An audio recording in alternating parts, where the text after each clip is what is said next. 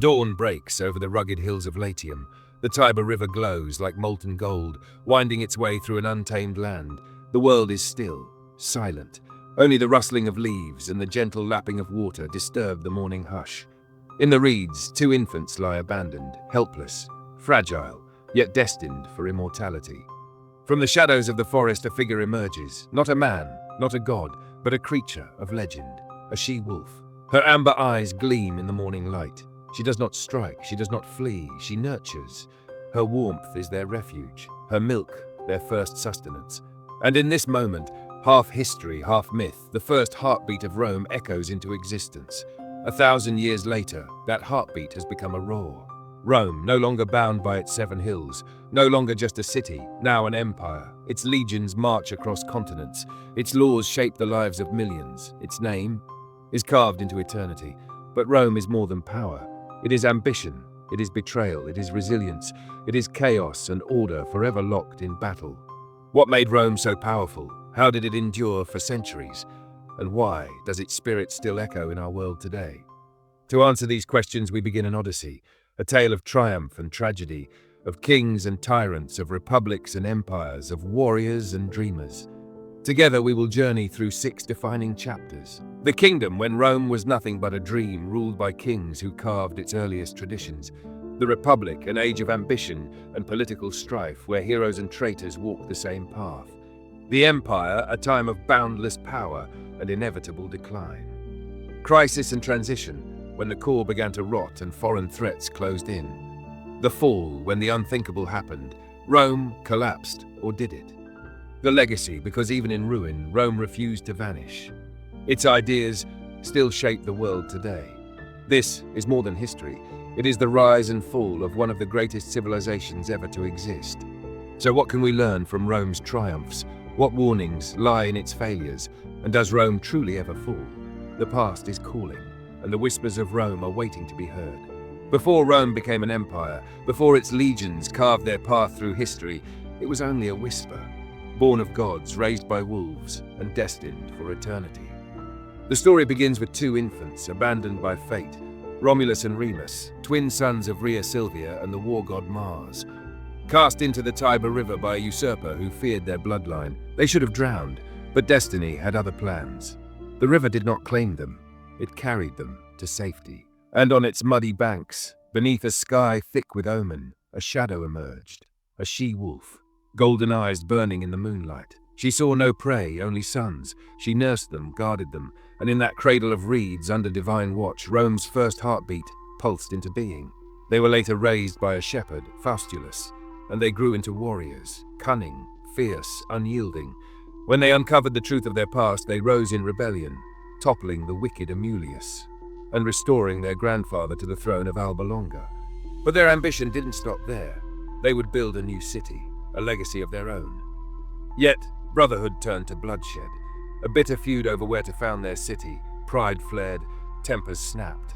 And in a moment that would stain eternity, Romulus struck down Remus. The first walls of Rome were not built of stone. They were built on sacrifice. And so, in the year 753 BCE, on the banks of the Tiber, Rome was born. Rome's earliest rulers were kings, each one shaping the young city with his own vision. Some built, some conquered, some were betrayed, but all laid the foundation for empire. Romulus, the warrior king, was first. He organized clans, forged alliances, laid the groundwork for Roman politics, but his legacy carried a darker note. Lacking women for his people, he devised a plan, the rape of the Sabine women. At a grand festival, Roman men seized the Sabine daughters, dragging them from their families into forced marriage. War seemed inevitable. But then the unexpected happened. The women intervened. Now mothers, now wives, they stood between their Sabine fathers and their Roman husbands. What Rome had stolen, it now bound with blood and kin. After Romulus vanished into legend, the throne passed to Numa Pompilius, a man of peace and wisdom. He shaped Rome's religious identity, temples, sacred rites, priesthoods. Under Numa, Rome learned not only how to fight, but how to pray. Then came Tullus Hostilius. If Numa was water, Tullus was fire. His reign was war. The destruction of Alba Longa, the brutal duel of the Horatii and Curiati, and Rome's transformation into a military machine. Ancus Marcius followed, a ruler who balanced the sword with the plough. He fortified Rome's walls, built its first bridge over the Tiber, founded Ostia, Rome's gateway to the sea. Trade blossomed, so did Rome's appetite. And then came the Etruscans. Rome's last three kings were not Roman. They were Etruscans, masters of architecture, engineering, and shadowy politics. Tarquinius Priscus expanded the Senate. He began the city's great building works, the Circus Maximus, the Cloaca Maxima. Rome was evolving from city to civilization, but ambition breeds enemies. Priscus was assassinated, cut down by rivals who feared his growing influence. His successor was Servius Tullius, a man of murky origins. Some say a slave, others a royal. But Servius proved his worth. He restructured society, dividing Romans by wealth and military duty. He laid the groundwork for a Rome of order and strength. But his end was soaked in treachery. His daughter Tullia plotted against him with her husband Lucius Tarquinius Superbus. They struck. Servius was dragged from the Senate house and butchered in the street, and Tullia, cold, relentless, drove her chariot over his body. The wheels crushed her father beneath them. Rome had learned a terrible truth. Power was never given, it was taken, and Tarquin had taken it all. Tarquinius Superbus ruled with an iron fist. He silenced the Senate, eliminated opposition, and ruled not by law, but by fear. But even fear has its limits. His undoing came not from generals, but from a woman. Lucretia, a noblewoman praised for her virtue. She was raped by Tarquin's son Sextus. Shamed beyond endurance, she took her own life. But before she died, she called for vengeance. Her body was displayed before the Roman people, and grief turned to rage. A nobleman, Lucius Junius Brutus, once dismissed as a fool, rose to lead the revolt. The people answered his call. They stormed the palace, tore down the symbols of tyranny, and drove Tarquin into exile. He tried to return. He raised armies, but Rome had shut its gates forever. He died in exile, his name forever cursed. And from the ashes of the monarchy, a new idea emerged. The Republic, a system ruled not by kings, but by citizens, senators, generals, men of ambition and vision. But Rome had learned from its kings, power is never safe, never stable. It would take a republic to hold it in check. For a time, the fall of Rome's monarchy was not a peaceful transition. It was a reckoning, a rebellion born from tyranny, betrayal, and bloodshed. The Tarquin dynasty had been cast into exile, but their shadow still loomed over Rome.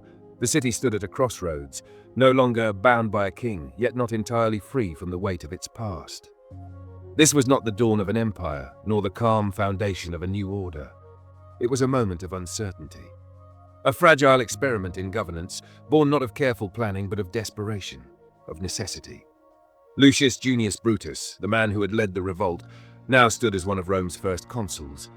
Alongside him, Lucius Tarquinius Collatinus, the husband of Lucretia, whose tragedy had ignited the flame of revolution. But Rome was not yet safe. The exiled king, Tarquinius Superbus, refused to vanish into history. He turned outward to Etruria, to Veii, and to the mighty Lars Porsena of Clusium. War came swiftly. Porsena's armies marched on Rome. The Republic, still in its infancy, stood on the brink of annihilation. Yet Rome did not bow. Here legends were born. Horatius Cocles, holding the bridge alone. Mucius Scaevola, thrusting his hand into the flames to show Rome would not be broken. Their courage became Rome's defiance. And against all odds, the city endured. Porsena withdrew. The king remained in exile. And finally, at the Battle of Lake Regillus, the last embers of monarchy were crushed beneath the Republic's rising heel. The kings were gone, but the scars they left behind shaped everything that came next. The monarchy had fallen, but tyranny had not been banished. It had been restrained, watched, feared, remembered. Rome had not simply overthrown a king, it had built a warning into its very foundation. Never again would power lie in the hands of one man. Instead, Rome forged something new. A republic, not born from hope but from trauma. A system not designed for peace but for prevention, to stop what had already happened from ever happening again. The expulsion of Rome's monarchy left behind more than just a void. It left behind fear, fear of kings, fear of tyranny, fear that history would repeat itself. Rome did not replace one ruler with another. Instead, it built something far more complex. A system not meant to be ruled, but to be balanced.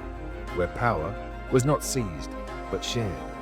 Where ambition was not celebrated, but contained. It was a system of tension, of checks, of constant struggle. and for centuries it would define Rome. At the core of this fragile new order stood the Senate. Once merely a council beneath the kings, it now emerged as the Republic's enduring spine. But this was no voice of the people.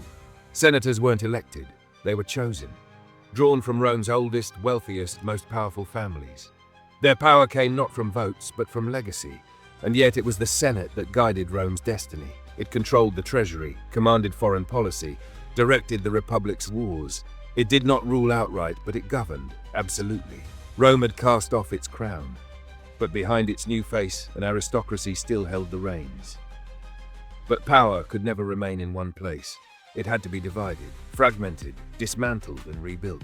Rome's executive authority rested not in a single ruler, but in a hierarchy of elected officials known as magistrates. At the top stood the consuls, 2 men, elected each year, equal in power, each able to veto the other. They commanded armies, presided over the Senate, enforced the law, but even they were not above the Republic. Beneath them, praetors, guardians of justice, overseeing Rome's courts, quaestors, keepers of the treasury, managing public funds, aediles, caretakers of the city, maintaining roads, markets, and festivals, censors, rare but powerful, conducting the census and even purging corruption from the Senate. But no office was permanent. Terms were short, decisions were shared, authority was temporary. Power in Rome was never owned, it was borrowed, and always it came with a cost. Despite aristocratic control, Rome was not a pure oligarchy. The people had a voice, but it was faint, constrained, shaped by the weight of wealth and tradition. The Centuriate Assembly elected consuls, declared war, passed laws, but its design favored the rich. The wealthiest classes voted first. If they reached a majority, the poor never voted at all. The tribal assembly was more equal. It represented Rome's regions, not its wealth. But even here, influence tilted toward the elite. But the true voice of the common people came from a body of their own, the plebeian council. Here, they elected their champions, the tribunes of the plebs. These men had no armies, no great estates, no ancient bloodlines, but they wielded something greater, the veto. If a law threatened the plebeians, they could stop it with a single word, intercessio. I forbid it, a single word that could bring the Republic to a standstill. But such power was never safe, never settled, always contested, always under siege, because in Rome, the struggle for power never ended. The Roman Republic was a masterpiece of design, but it was never a peaceful one. The Senate, the magistrates, the assemblies, each pulled in a different direction, each seeking influence, each preventing the rise of a tyrant. It was a system built not on unity, but on controlled discord, a delicate rhythm, balanced on tradition, held together by restraint, by men willing to place the Republic above themselves. But restraint is fragile. Tradition can be broken, and ambition is never easily caged. For now, Rome stood. But even in these early years, the seeds of its future struggles had already been sown. Rome was never built on equality. From the very start, it was a city divided, not by walls, but by birth. At the top stood the patricians, an aristocratic elite who controlled power, law, and religion. Below them, the plebeians, the commoners, labored, fought, and sacrificed for a republic that offered them little in return. They paid the taxes, they filled the legions. But when it came to governance, their voices were silenced. For years, they endured. Until one day, they refused to endure any longer. In 494 BCE, the plebeians abandoned the city. They left their homes, their markets, and, most critically, Rome's army. The Republic stood paralyzed. Without its workers and soldiers, it could not function. The patricians, faced with economic ruin and military collapse, had no choice but to negotiate. From this moment of defiance, a new force was born, the tribune of the plebs, a magistracy dedicated to protecting plebeian rights. These tribunes wielded a power no Roman could ignore. A single word, veto, could halt any decree that threatened the common people. And with this power, the plebeians had secured their first victory. But the fight was far from over. For years, Rome's laws existed only in the minds of patrician magistrates. Twisted, bent, applied however the elite saw fit. If the plebeians were to claim real rights, they needed something permanent, something unbreakable. In 451 BCE, a commission of 10 men, the decemviri, was tasked with writing down Rome's laws for the first time. When their work was done, 12 bronze tablets were displayed in the forum for all to see. The 12 tables laid out justice in ink and metal, ensuring that no man, patrician or plebeian, could bend the law to his will alone. And yet, for all these reforms, the plebeians were still locked out of true power. One office ruled above all, the consulship. It was the highest position in the Republic, and for decades it remained an exclusive patrician stronghold. The plebeians had come too far to stop now. They pushed, they protested, and in 367 BCE, they won. The Lex Licinius Sextia shattered the old order, decreeing that one of the Republic's 2 consuls must be plebeian. No longer could the aristocracy claim absolute rule. No longer could the Republic be governed by the few. But even this was not enough. For years, the plebeians had their own assemblies, their own laws. But those laws, they applied only to plebeians, unless the Senate approved them. The fight for equality had reached its final battleground. In 287 BCE, the Lex Hortensia changed everything. From that moment forward, plebeian laws became laws for all Romans, without Senate approval. The struggle of the orders had ended. The Republic had been reshaped. Yet, victory was not without cost. As political barriers fell, a new aristocracy emerged, not one of birth, but one of wealth. The richest plebeians, now called the nobiles, merged with patricians, forming a new ruling elite. The poorest plebeians, despite all these victories, still struggled for survival. And as Rome grew in power, its greatest struggles would no longer be fought in the halls of government, but on the battlefields of the Mediterranean. The plebeians had won their place in Rome. Now, Rome would fight for its place in the world. It began in uncertainty. The Roman Republic was young, fragile, unproven. It had cast off its kings, but that was only the first battle. The real fight, survival, was just beginning. Enemies surrounded Rome on all sides. To the north, the mighty Etruscans. To the south, rival Latin tribes, each one watching, waiting for weakness. Rome had no empire, no great legions, only determination. And in this world, determination alone was not enough. At first, Rome was just one city among many, a minor force in a land of warring powers. The Latin League, a coalition of neighboring tribes, did not welcome its rise. They saw Rome not as an ally, but as a rival. Conflict was inevitable. Raids turned into battles, battles turned into war. Rome had no choice but to fight for its place in the world, and through sheer resilience, it held firm. But the Latins were not the only threat. To the north stood Veii, one of the richest, most powerful Etruscan cities. Its walls were high, its warriors well-trained. For years, Rome and Veii clashed, neither side willing to yield. Then, in 396 BCE, Rome made its move. A siege, a test of patience, strength, and will. 10 long years passed before Veii's walls finally crumbled. The city was sacked, its people scattered. Rome had conquered a great enemy, and with Veii's wealth now flowing into its coffers, the Republic grew stronger. But no victory lasts forever.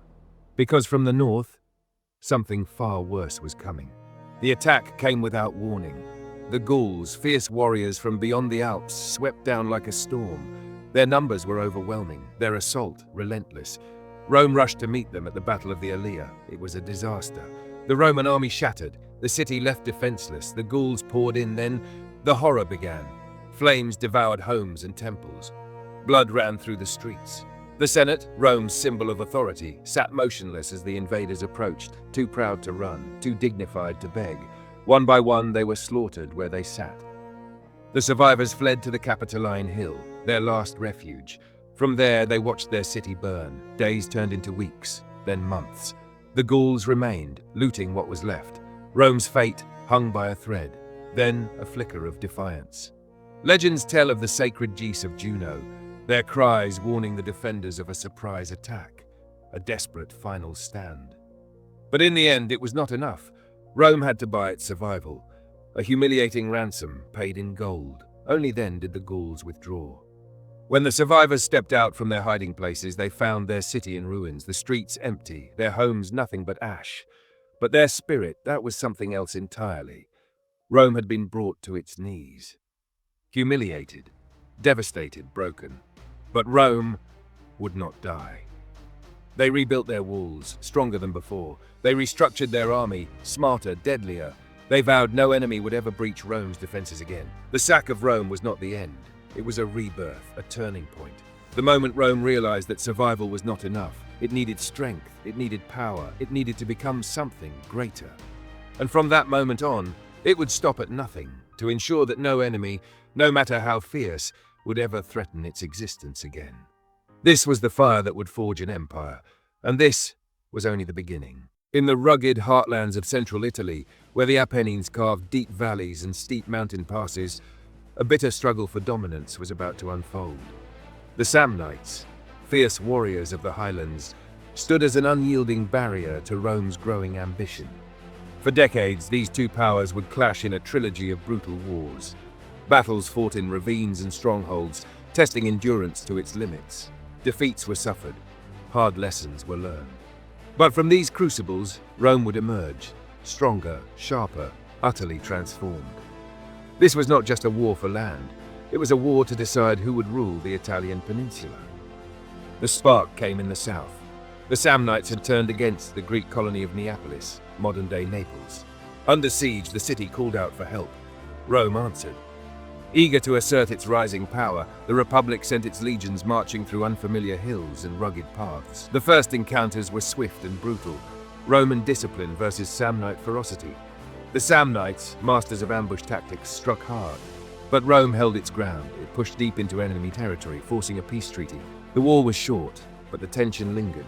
The conflict had not ended, it had only set the stage. Then came the real test.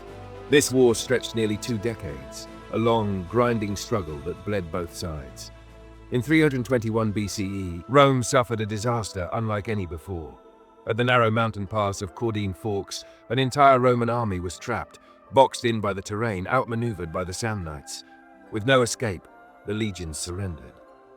But worse than the defeat was the humiliation. The Romans were forced to pass under the yoke, a degrading ritual where soldiers walked beneath crossed spears, stripped of dignity. A symbol of total submission. Rome's pride was shattered.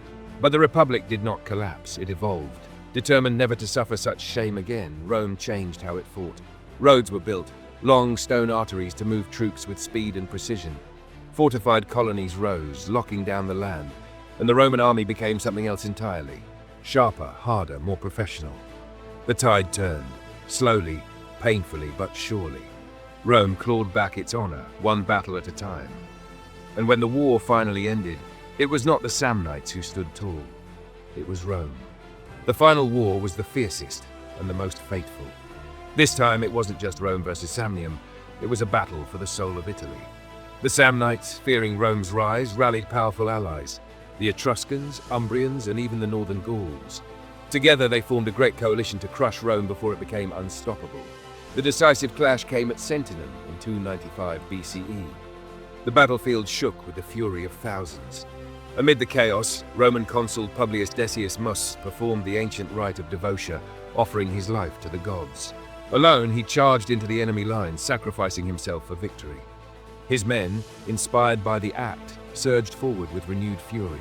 By day's end, the coalition was broken. The battlefield belonged to Rome. Samnium was shattered. The alliance destroyed. The war over. Now, Samnium would become what many others soon would, a humbled ally beneath Rome's expanding shadow.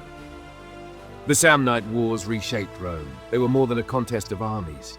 They were a forge, melting down pride, tempering steel, reforging a republic into something stronger.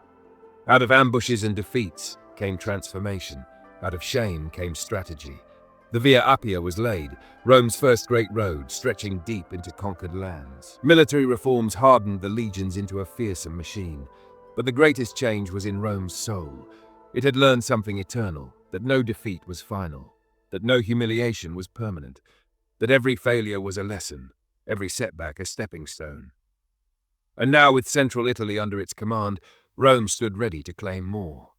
The Samnite wars had forged a weapon. Now it would be unleashed. Victory does not always come without sacrifice. For Rome, the Pyrrhic War was more than just another campaign. It was a reckoning. A clash not with tribes or mountain warriors, but with a commander molded in the shadow of Alexander the Great himself, King Pyrrhus of Epirus. It began in the south. The Greek city of Tarentum, fearing Rome's ever-growing influence, called for help. Pyrrhus answered. To him, this wasn't just a noble defense of Greek kin, it was an opportunity. Italy was a prize. a launchpad for future conquests in Sicily, Carthage, and beyond. With 25,000 men, elite war elephants, and dreams of empire, he crossed the Adriatic Sea. And with him came the thunder of a new kind of war. The first great clash came near the river Siris, Heraclea. The Roman legions marched to meet the invaders. Seasoned, fearless, tested in the mountains of Samnium, they believed no enemy could surprise them. But they had never faced a Macedonian phalanx. The Greek line stood firm, spears bristling, shields locked, an iron wall of discipline. Then came the war elephants, towering beasts that shook the very earth beneath them. The Roman cavalry buckled, horses panicked, infantry broke ranks. The battlefield dissolved into chaos. Pyrrhus had won, but it was no triumph. The price was steep. His elite suffered heavy losses. And then Rome did the unthinkable. It raised another army. There would be no negotiation, no surrender. The war was far from over. A year later, the armies met again, this time at Asculum. Once more, Pyrrhus unleashed his elephants and crushed the Roman lines. Once more, the battlefield belonged to him, but the cost was devastating. His veterans were dead or wounded. Reinforcements dwindled, supplies ran thin. And still, the Romans returned. When his men celebrated the victory, Pyrrhus offered a chilling reply. If we are victorious in one more battle with the Romans, we shall be utterly ruined. Thus, history gave us a new phrase, a Pyrrhic victory. A win so costly it feels like defeat. Frustrated, Pyrrhus turned to Sicily, hoping for easier gains. At first, he won battles against Carthage, but success soured. His harsh rule angered the Sicilian Greeks. Allies abandoned him. Enthusiasm turned to resentment. Disillusioned, he returned to Italy one last time. In 275 BCE at Beneventum, he faced Rome again. But Rome had changed. It had studied him, learned from him. It now used his own tactics, his own elephants against him. When Pyrrhus sent the beasts forward, the Romans outmaneuvered them. The elephants panicked, trampling their own men. Confusion tore through the phalanx. The great army of Epirus collapsed. Pyrrhus, defeated, withdrew. His dreams of empire lay in ruins. He would never return. Rome had won. The Pyrrhic War was not Rome's greatest triumph, but it was among its most important. Against a Hellenistic king trained in the traditions of Alexander's empire, Rome had not only endured, it had prevailed. And in doing so, it proved a simple truth. Roman strength lay not just in arms, but in resilience. In its ability to suffer defeat, absorb it, and rise stronger. It had met the best of the Greek world and matched it. It had cracked the phalanx. It had learned to counter war elephants. It had taken southern Italy. And now, the Republic stood alone atop the peninsula. But across the sea, another power stirred, one that ruled the western Mediterranean, one that would not yield so easily. Carthage, the greatest war of all, was yet to come. The year was 264 BCE. The Mediterranean was more than just a sea. It was a battleground of ambition. Two rising powers now stood at opposite shores, each destined for greatness, each unwilling to yield. Rome, young, aggressive, and unstoppable on land. Carthage, rich, ancient, and master of the seas. Between them lay Sicily, a jewel at the heart of the western Mediterranean. Whoever held it held the future. What began as a dispute over a single city would ignite a brutal conflict that lasted over 2 decades.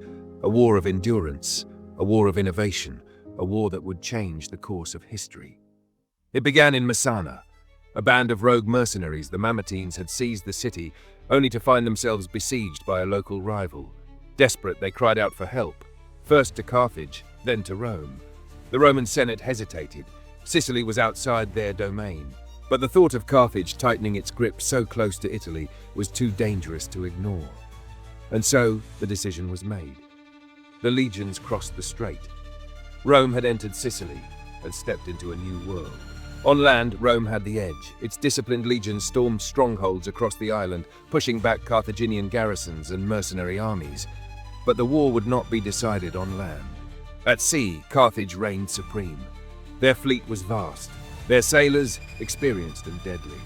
Rome's makeshift navy, untrained and untested, was helpless. One Roman fleet after another was destroyed, swallowed by superior tactics or stormy seas. Then Rome did what Rome always did. It adapted. They captured a Carthaginian warship, studied it, replicated it, then built an entire fleet, larger and stronger. Still, it wasn't enough. Rome needed to change the rules. Enter the corvus, a boarding device, part bridge, part trap with a vicious iron spike. No longer would Rome fight as sailors, they would fight as legionaries, on deck, face to face. The first test came at Mylae in 260 BCE. The Carthaginians came, confident and prepared, but as their ships approached, the Corvus came down. Roman soldiers poured across the decks like a tide of steel. This was no naval duel, it was hand-to-hand slaughter, and for the first time Rome had won at sea. But triumph was short-lived. The war dragged on. Storms shattered entire fleets. Roman armies bled in the hills and valleys of Sicily. At times it seemed the gods themselves opposed Rome's ambition. Yet Rome never wavered. They rebuilt what was lost, raised new legions, forged new fleets again and again and again. Carthage, though mighty, began to falter. Their strength spread thin, their mercenaries unreliable, their people weary of war. Then, in 241 BCE, the final blow came. At the Battle of the Aegates Islands, Rome unleashed its rebuilt navy in one last thunderous strike. The sea boiled with shattered hulls and broken oars. The air rang with the clash of iron and the cries of dying men. And when it was over, when the last Carthaginian ship slipped beneath the waves, Rome stood victorious. Carthage was humiliated, forced to cede Sicily, forced to pay a crushing tribute, and though they survived, something inside them shattered. Rome, by contrast, had stepped beyond Italy and planted its banner across the sea. It was more than a military triumph. It was a transformation. Rome was no longer just a city-state, it was becoming an empire. But the price of victory was more than ships or silver. The First Punic War had forged a new enemy, one who would never forget, one who would one day return, not for peace, but for vengeance. For now, Rome celebrated. They had conquered Sicily, they had conquered the sea, and soon they would conquer far more. History is shaped by battles, but some wars define the fate of civilizations. The Second Punic War was one such conflict, a brutal, unrelenting struggle that spanned continents. It tested the might of Rome against the genius of Carthage's greatest warrior. At its heart stood two titans, Hannibal Barca, a master of war, and Publius Cornelius Scipio, the man destined to stop him. Their clash would become legend, a rivalry that would echo through the ages. From the moment of his birth, Hannibal was forged for vengeance. His father, Hamilcar Barca, had fought in the First Punic War, and as a child, Hannibal took a solemn oath to never rest until Rome was destroyed. Now that oath marched across the battlefields of Iberia. His army, hardened by conquest, was relentless. But Hannibal's ambition reached beyond border skirmishes. He had a plan to strike at Rome itself. Not by sea, where Carthage was strong, but by land, through the towering, frozen peaks of the Alps. It was madness. No army had ever dared such a journey. But with warriors, cavalry, and towering war elephants, Hannibal defied the impossible. Through blizzards, through avalanches, through death and despair, he pressed on. Many fell, but those who survived emerged as something else.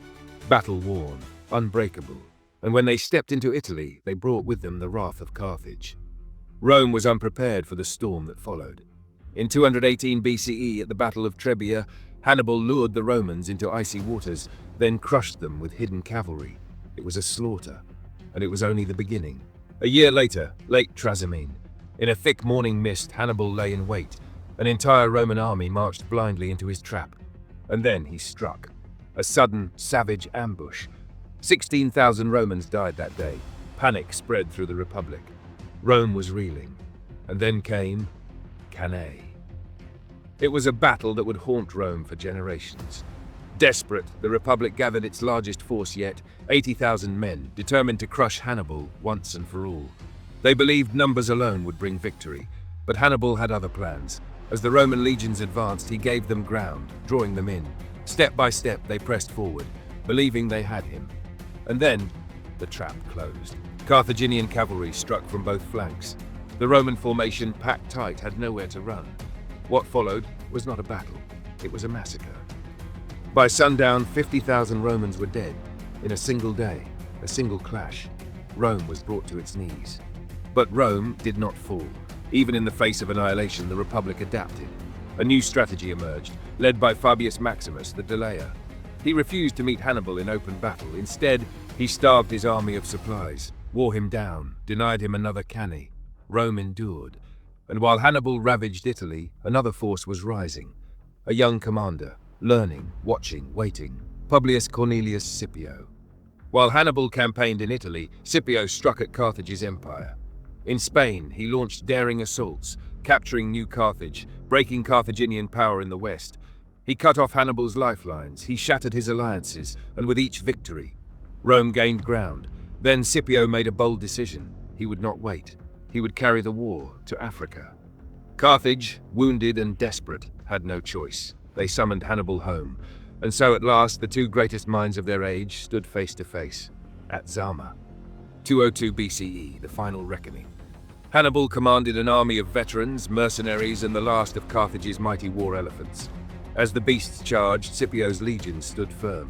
They opened narrow lanes, allowing the elephants to pass harmlessly through, then struck them down from behind. The elephants fell, and the real battle began.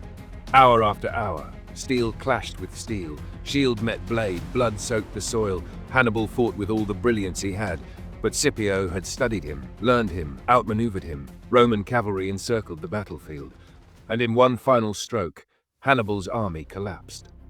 Carthage was defeated, its fleet dismantled, its power broken, its pride shattered. Rome stood victorious, not just over an enemy, but over fate itself. The Second Punic War had brought Rome to the brink of destruction, but it forged something stronger. Rome had survived Cannae, it had faced its worst nightmare and endured. But even in defeat, Carthage did not die. Deep within the ruins, hatred smoldered. For Rome, the war was over. For Carthage, the end was yet to come. Rome's vengeance was absolute. By 149 BCE, Carthage was no longer an empire. No fleet, no armies beyond its borders, no power to wage war without Rome's consent. And yet, it still stood. To some in the Senate, that was intolerable. None more so than Marcus Porcius Cato, Cato the Elder. He ended every speech with the same unyielding words, Carthago delenda est. Carthage must be destroyed. And so, Rome made its decision. In 149 BCE, Carthage, desperate to defend itself from a Numidian invasion, took up arms, violating its treaty with Rome. The Senate declared war. Carthage's fate was sealed. Rome's legions landed in North Africa, expecting a swift victory. Instead, they met a people who refused to die quietly. Carthage stood alone, abandoned. No allies, no hope. But its people understood the truth. Surrender meant annihilation, so they turned their city into a fortress. Blacksmiths melted down statues to forge weapons. Temples became armories. The young, the old, the desperate, all prepared to fight, and fight they did.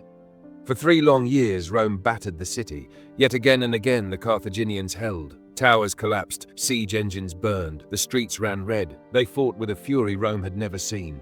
But no army can fight forever. Starvation set in. The people of Carthage wasted away inside their own walls.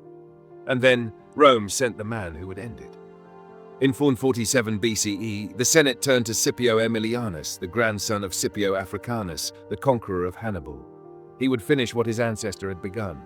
Scipio tightened the siege. He cut off every last supply line, choking the city into submission. Famine swept through Carthage, bodies littered the streets. Still, the Carthaginians would not surrender. So in 146 BCE, Rome made its final move. The legions breached the walls. What followed was not a battle, it was a slaughter. Roman soldiers poured into the city, blades drawn, vengeance burning in their eyes.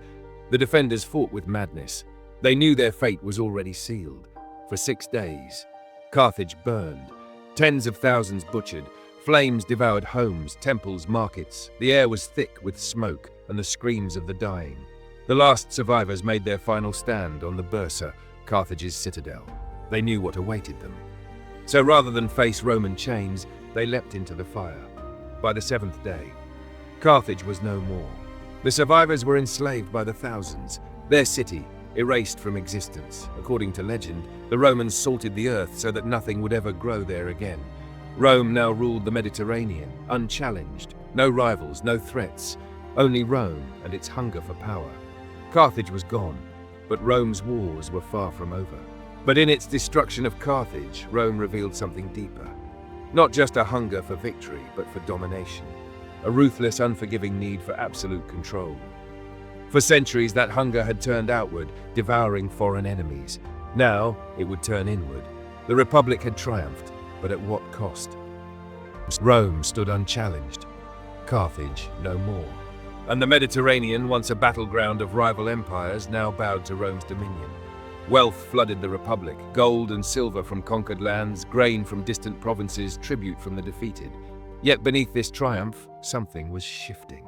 The very foundations of Rome, its people, its economy, its way of life, were beginning to crack. For centuries, Rome had been a republic of citizen farmers. Men who tilled their fields by day and defended the Republic by sword when duty called. But war changed everything. As Rome expanded, so did its hunger for land. The ager publicus, public land seized from the conquered, was meant to be shared among Roman citizens. But in practice, the wealthy elite claimed it for themselves, twisting laws to serve their own interests. Massive estates, known as latifundia, spread across the countryside. Vast plantations worked not by Roman hands, but by slaves. And so, when the legions returned from war, many found themselves displaced. Their farms, once their livelihood, had been swallowed by the estates of the rich. Landless and destitute, these men, once the backbone of Rome's army, had nowhere to go but the city. Early attempts to fix the crisis came with the Licinian rogations of 367 BCE, laws designed to limit how much land one man could hold. But laws mean little when those in power refuse to enforce them. The wealthy tightened their grip, and the gap between rich and poor grew ever wider. As Rome's farmlands fell into fewer hands, the Republic's economy turned outward. Grain from Sicily, Sardinia, and North Africa poured into Rome's granaries, cheap, plentiful, and devastating to those still trying to farm. Meanwhile, Roman merchants flourished. Wine, olive oil, pottery, metalwork. Their goods reached every corner of the known world, traded for spices, silk, and ivory from the east. At the heart of it all was Ostia, Rome's bustling port, a gateway to the empire, a place where fortunes were made and where a new class of power emerged. The Equites, Rome's wealthy businessmen. They financed military campaigns, controlled trade, funded public works, and in doing so they became a force unto themselves. No longer just merchants. Now they were power brokers, rivals to the Senate itself. But prosperity was not for all. As the rich grew richer, the poor sank deeper into struggle. The streets of Rome swelled with those who had lost everything.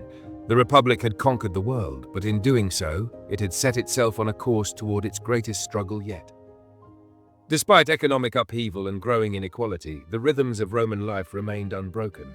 Society prized order, discipline, and the relentless pursuit of greatness. At dawn, the city awakened. Merchants hurried to set up their stalls. Senators walked with purpose toward the forum. And children, some eager, others reluctant, began their lessons. Education was a privilege. Boys from noble families studied rhetoric, philosophy, and literature, preparing for lives in politics or law. The lower classes learned trades from their fathers: carpentry, metalwork, farming, skills that kept the Republic running. Girls trained at home mastered the art of managing a household, securing their place in Roman society. The Forum was the Republic's heart. Here orators debated laws, merchants haggled over goods, and plebeians raised their voices, demanding to be heard. But Romans did not live by duty alone. They craved spectacle. Chariots thundered through the Circus Maximus. Theaters echoed with laughter and sorrow.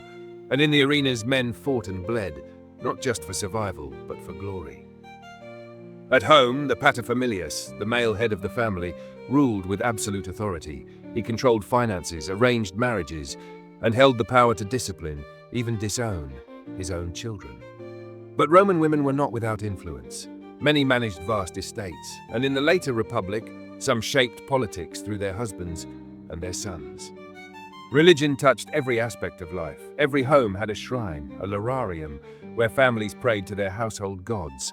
Festivals honored mighty deities, Jupiter, Mars, Vesta, seeking favor in war and in peace. For the common Roman, life was a delicate balance: duty and leisure, hardship and celebration. The Republic demanded everything from its people, but as long as Rome stood, they would endure. The Roman Republic was not built by laws and legions alone. It was shaped by men whose choices defined the very spirit of Rome. Some were paragons of virtue, others cautionary tales of unchecked ambition. Their names would echo through the ages, woven into the fabric of Roman identity. In 458 BCE, Rome stood on the edge of calamity. The Equi, a fierce Italic tribe, had encircled a Roman army, trapped in a narrow valley with no hope of escape. Panic gripped the city. The Senate needed a savior, someone who could wield absolute power but not be consumed by it. They turned to Lucius Quinctius Cincinnatus. But Cincinnatus was no general wrapped in glory, no senator cloaked in marble dignity. When the envoys found him, he was in the fields, ploughing his own land, a citizen, a farmer, a Roman. He wiped the soil from his hands, donned his toga, and accepted the mantle of dictator. In just 16 days, he rallied the legions, crushed the Aequi, freed the encircled army, and restored Rome's honor. And then he gave it all back. Cincinnatus stepped down, relinquished his power, returned to his plough. No triumphal parade, no golden rewards, only duty fulfilled. For centuries, his name stood as the embodiment of Roman virtue, a reminder that true greatness lies in restraint. That power, when held by the honorable, is a burden, not a prize. Gaius Marcius Coriolanus was everything Cincinnatus was not: a warrior, a conqueror, a man whose sword carved a name into history. His glory came in the siege of Corioli, a Volscian stronghold. When others faltered, he led the charge, broke the enemy lines, and seized the city in a storm of steel. For this, he was honored with a new name, Coriolanus, the man who took Corioli. But his triumph on the battlefield was rivaled only by his arrogance in the Senate. A proud patrician, he held the plebeians in contempt. And when famine struck Rome, he opposed distributing grain to the hungry masses, believing aid should be earned, not given. The people rose against him. The Senate, pressured by public fury, turned its back. Coriolanus was condemned, exiled from the city he had once saved. But exile didn't break him, it ignited him. He joined the Volsci, Rome's sworn enemies, and marched with them against his homeland. As their army approached the city gates, Rome braced for annihilation. And then a procession emerged. Not soldiers, not senators, but women, his wife, his children, his mother. They pleaded with him to remember his home, to remember who he was. Torn between vengeance and love, Coriolanus made his choice. He turned away, he spared Rome, but mercy was betrayal in the eyes of the Volsci, and for that they killed him. His name became a cautionary tale, a reminder that even Rome's greatest sons could become its gravest threats. But not all of Rome's heroes wore armor. Some shaped the Republic not with steel, but with stone and law and vision. Appius Claudius Caecus was one of them. As censor in 312 BCE, he defied tradition. He opened the Senate to plebeians, breaking the monopoly of patrician power. The elite were outraged, but Appius pressed on. He saw a Rome that was bigger, broader, more united, and he built it. His greatest legacy still bears his name, the Via Appia, Rome's first great road. A highway that stretched from the capital to Capua, binding the Republic's heart to its limbs. It carried armies, merchants, and messengers, and laid the path for empire. Then came the Aqua Appia, an aqueduct that brought fresh water into Rome, nourishing the people and laying the foundation for the engineering marvels to come. Even as blindness stole his sight, Appius never lost his vision. When King Pyrrhus of Epirus threatened Rome, and the Senate hesitated, it was the voice of the old, sightless Appius that thundered through the Curia. Rome would bow to no foreign king. That defiance steeled the Republic's spine. He could no longer see the city he helped shape, but Rome could see his legacy everywhere. Cincinnatus, Coriolanus, Appius Claudius, each one a mirror, reflecting a different face of the Republic: virtue and ambition, honor and pride, vision and vengeance. Some became ideals, others warnings. But together, they laid the foundation for a Republic destined to rule the known world. And in their stories, Rome's heart still beats. Rome had conquered vast lands, subdued mighty empires, and reshaped the world in its image. But within its own borders, cracks were forming. The Republic, once built on shared sacrifice and iron discipline, was beginning to unravel. For centuries, Rome had prided itself on order, on laws that held even the powerful in check, on traditions that bound rich and poor, patrician and plebeian, into one republic. But now, ambition outweighed duty, corruption ate through principle, and violence had become a tool, not of enemies but of politicians. The dream of the Republic was fading. In its place rose something darker, a new Rome, one born not of unity but of conflict. And the men who stepped into this storm would shape its destiny, for better or for worse. Two brothers, two visions, one fate. Tiberius Gracchus, elected tribune in 133 BCE, saw what others refused to see. Rome's veterans, men who had bled for the Republic, returned home to find their lands seized, their families destitute, their sacrifices forgotten. The wealthy elite had grown richer than ever. Their latifundia, vast estates, were worked by slaves. And Rome's poor, they had nothing. Tiberius offered a bold solution: land reform. Confiscate public land illegally taken by the elite, redistribute it to the poor, give Rome back to its people. But his methods broke the rules. He bypassed the Senate, appealed directly to the people. He defied tradition, he challenged the old order, and for that, the Senate would never forgive him. A mob of enraged aristocrats descended on him. In the heart of Rome, beneath the gaze of its temples, they clubbed him to death. In the streets, his body was tossed into the Tiber like garbage. A message had been sent, a warning to anyone who dared defy the ruling class. But the fire had already been lit. 10 years later, his younger brother, Gaius Gracchus, stepped forward. Where Tiberius had been idealistic, Gaius was strategic, more passionate, more radical.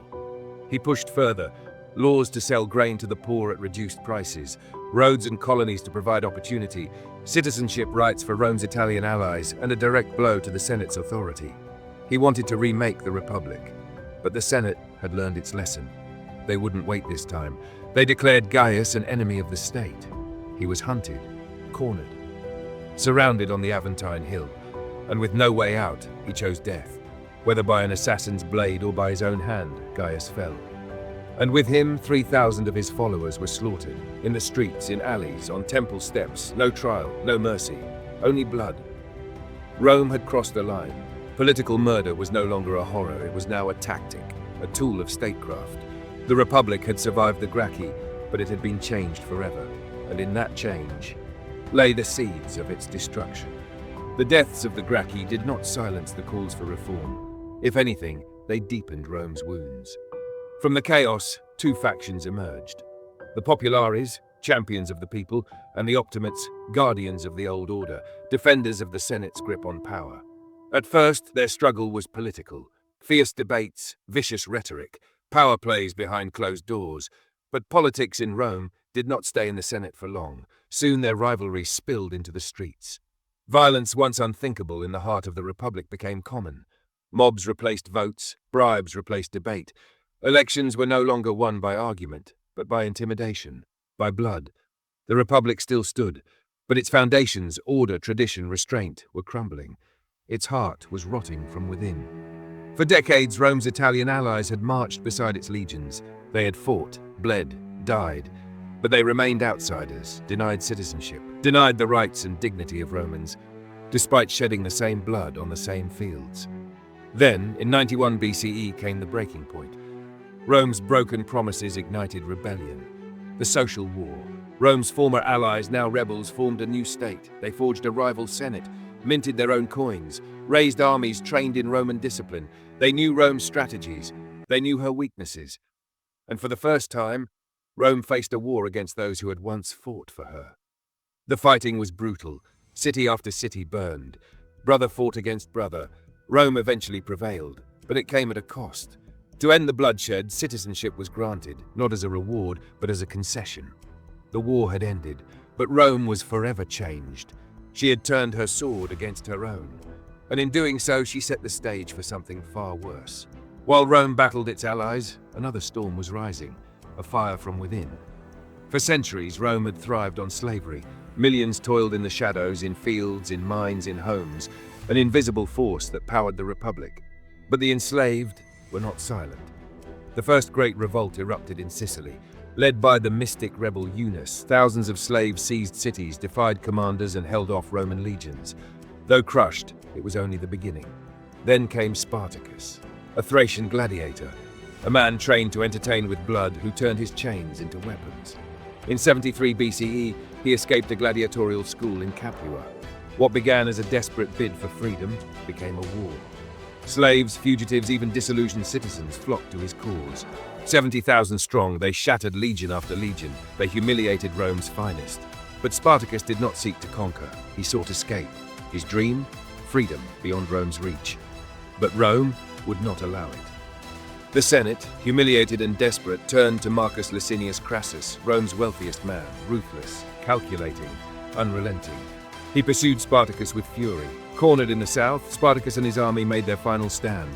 They fought with everything, to the death. Spartacus's body was never found. His rebellion was crushed. But the message was unforgettable. As a warning to all who might rise again, Crassus lined the Appian Way with 6,000 crucified slaves. Their bodies hung for miles. A road of death, a road paved with terror. The message was clear. Rome's power was built on blood, and it would be maintained at any cost. But beneath Rome's victories, beneath its glory, a deeper crisis festered. The rise of latifundia, enormous estates worked by slaves, had concentrated wealth in the hands of the few. The once proud Roman farmer, citizen, soldier, pillar of the Republic was vanishing. In his place, an empire of landowners, an economy built on exploitation. Those who lost everything, they flooded into Rome, hungry, displaced, reliant on state grain, restless, desperate. The citizen soldier, who had once fought out of loyalty to Rome, was now replaced by professional armies. Armies that no longer fought for the Republic, but for their generals. And those generals were no longer content with victory. They wanted power. The Republic still stood, but for how much longer? The answer lay in the names that were rising: Marius, Sulla, and a man whose ambition would eclipse them all, Julius Caesar. Their rise would not just shake the Republic, it would tear it apart. Though Rome had conquered the world, it could not conquer itself. For centuries, the Republic had stood as a delicate balance, competing interests held in check by tradition, by law, by an unspoken pact that no single man should ever hold absolute power. But ambition is relentless. The Senate, once the heart of Roman governance, had become a battlefield, a den of corruption consumed by bitter rivalries. Political violence, once unthinkable, now stained the streets of Rome. And the legions, those mighty instruments of conquest, had found new masters. No longer did they serve the Republic, they served the men who led them. The age of statesmen was fading. In its place, an age of warlords. And it began with two men: Gaius Marius, hero of the common people; Lucius Cornelius Sulla, champion of the Senate's authority. Their struggle would ignite a fire that could not be extinguished, a fire that would consume the Republic itself. Rome had always been a republic of laws. Political battles were fought in the Senate, power shifted through elections. But by the late 2nd century BCE, a new force had emerged, one that cared little for laws, one that settled disputes not with words, but with swords. That force was the legions. The first man to wield them as a personal weapon was Gaius Marius, a self-made soldier, born not to privilege but to hardship. A man who rose through sheer talent and relentless ambition.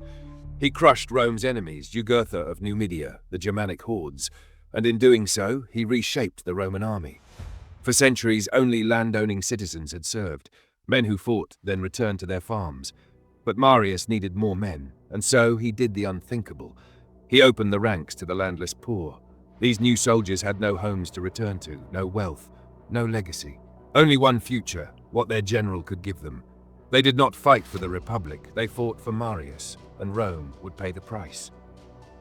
But the man who would wield the legions with greater ruthlessness was his greatest rival, Lucius Cornelius Sulla, an aristocrat by birth, a brutal politician by nature.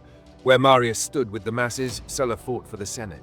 Their rivalry simmered for years, until in 88 BCE it exploded. The spark?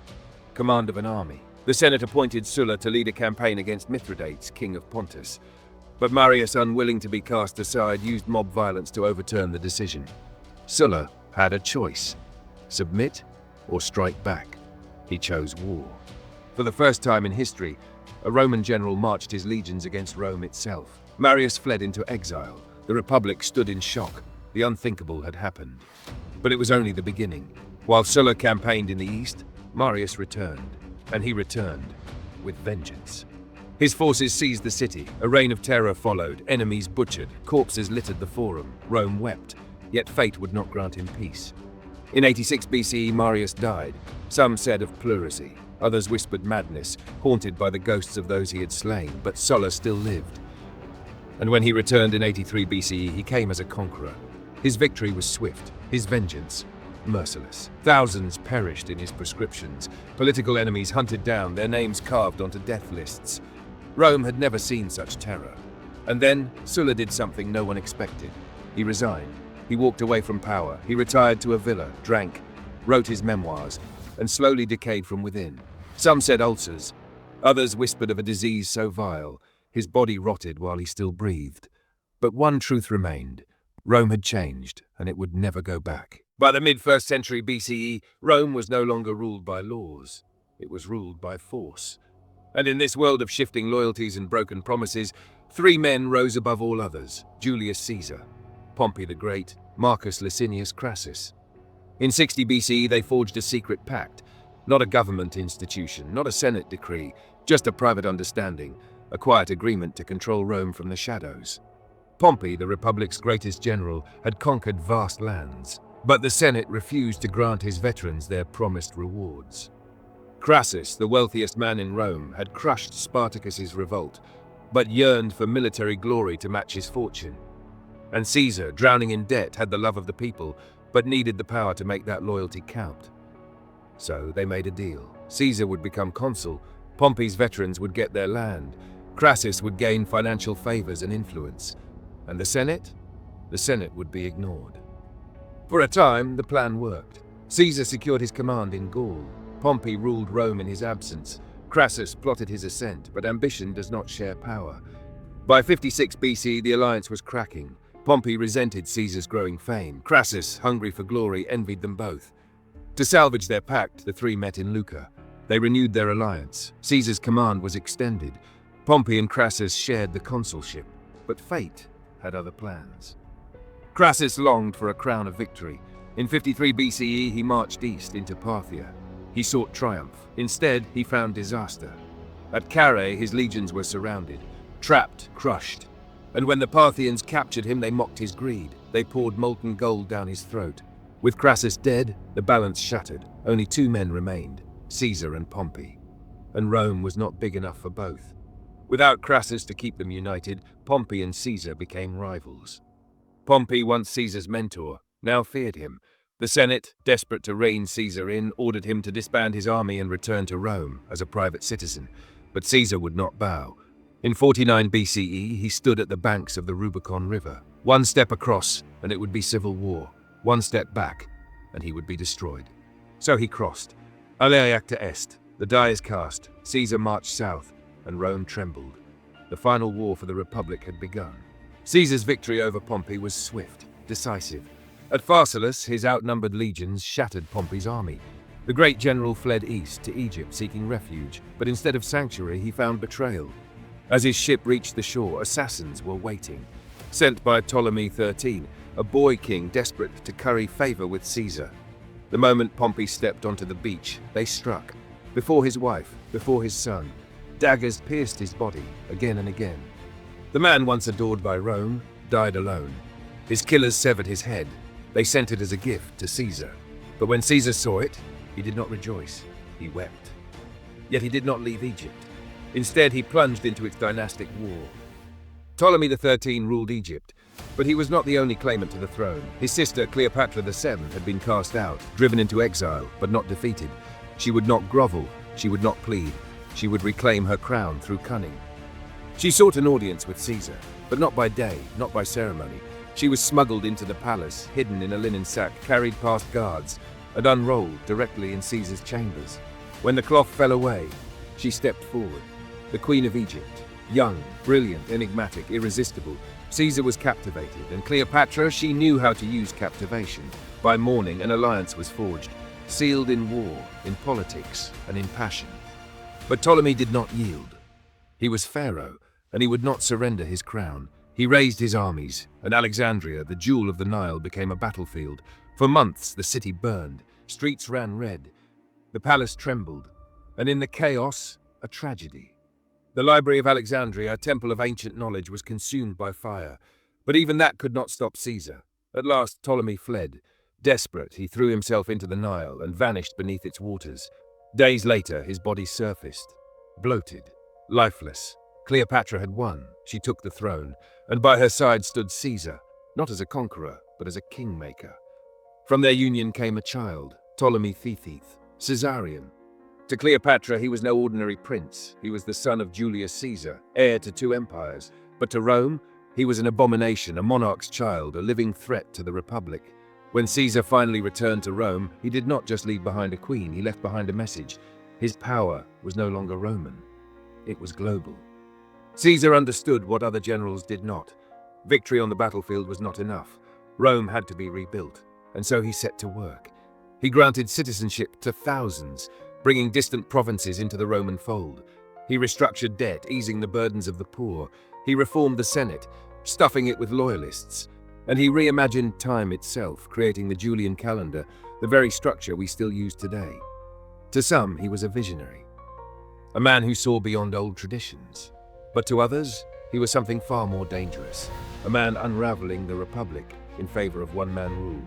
The signs were everywhere, his image on coins like a king, a golden throne in the Senate like a king, his own month, Julius, in the calendar like a king. And then, the final insult. At the festival of the Lupercal, before a watching crowd, Mark Antony offered Caesar a crown. He refused, then refused again, and a third time. But he had considered it. And for many senators, that was enough. The whispers began, and soon, whispers turned into conspiracy. In the shadows, a faction gathered. They called themselves liberators, but history would call them murderers. Among them, Cassius, and Caesar's old friend, Brutus. Brutus, the man Caesar had trusted most, now believed that Caesar's death was Rome's only salvation. The plan was set. The date, March 15th, 44 BCE, the Ides of March. That morning, Caesar received a warning. A seer whispered, "Beware the Ides of March." Caesar chuckled, "The Ides have come." To which the seer replied, "Aye, but they have not yet gone." Inside the theater of Pompey, the Senate gathered. Caesar entered, unaware that 60 knives awaited him. Casca struck first, a dagger to the neck. Caesar stumbled, but before he could cry out, the rest closed in. Steel flashed, blood flew. He tried to fight back until he saw Brutus, and then he stopped. "Et tu, Brute?" "You too, Brutus," his voice broken, betrayed, and then he fell. At the base of Pompey's statue, a grim, twisted irony. The man who had killed the Republic now lay beneath the symbol of the world he destroyed. The conspirators had expected applause. They received silence. Rome did not celebrate. Rome wept. The Republic had lost its strongest man, but it had not been reborn. Mark Antony seized the moment. He entered the forum, holding aloft Caesar's blood-stained toga. He did not ask for justice. He demanded vengeance. And the people? They answered. Riots, flames, panic. The assassins fled. The Senate cowered, and Rome once again teetered on the edge of civil war. Julius Caesar was dead, but the Republic died with him. The liberators had killed a man, but not his legacy. The Republic they claimed to defend was already a memory. In the void, Rome turned to Caesar's avengers, Mark Antony, Lepidus, and Caesar's adopted son, Gaius Octavius. Together, they would form the Second Triumvirate, and together, they would hunt down the killers of Caesar and end the Republic once and for all. The proscriptions began. Death lists were nailed to the walls of the forum, names etched in ink, fates sealed in blood, enemies of the state, declared traitors, their property seized, their families ruined. Rome became a hunting ground. Among the condemned was Cicero. Once the Republic's greatest orator, a voice of reason, a defender of liberty. But he had spoken against Mark Antony, and now Antony had his revenge. Cicero was caught trying to flee. He did not plead. He did not beg. He simply offered his throat to the blade. His head was nailed to the rostra. His hands, those same hands that once wrote against tyranny, displayed beside it. The message was clear. The Republic was drowning in its own blood. 42 BCE, Philippi, Greece. The final act of the Republic began. Brutus and Cassius had raised their legions, an army of ideals. Their goal was not conquest, but redemption. To restore the Rome they believed in. But ideals alone could not stop the tide. The first clash was brutal. Brutus led his forces with brilliance, breaking through Octavian's line. The young heir barely escaped with his life. But Cassius was not so fortunate. A tragic miscommunication led him to believe Brutus had been defeated, and in despair, he chose death. He fell on his own sword, blinded by grief. And with him, hope dimmed. Now Brutus stood alone. For 2 weeks, he held firm. But when the final blow came, it came from Antony, swift, merciless. Brutus's legions collapsed. The battlefield was strewn with the bodies of Rome's last defenders. Alone, Brutus fled into the hills. He sat beneath a withered tree, staring into nothing. Haunted by ghosts of duty, of friendship, of Caesar, he had lived by principle for virtue, but what had it brought? He had struck down his friend, believing it would save Rome. Instead, it had damned it. Et tu, brute? His sword lay before him. He whispered bitterly, "O wretched virtue! You were but a name, and yet I worshipped you as real." Brutus was gone, and with him the last flicker of the Republic. Brutus and Cassius were dead, their cause lost, their vision shattered. Rome still called itself a republic, but the truth was written in blood. The Senate had become a stage, the laws an illusion, the Republic a hollow shell. The Second Triumvirate would soon turn on itself. Old allies would become bitter enemies. But from the chaos, one man would rise, Octavian.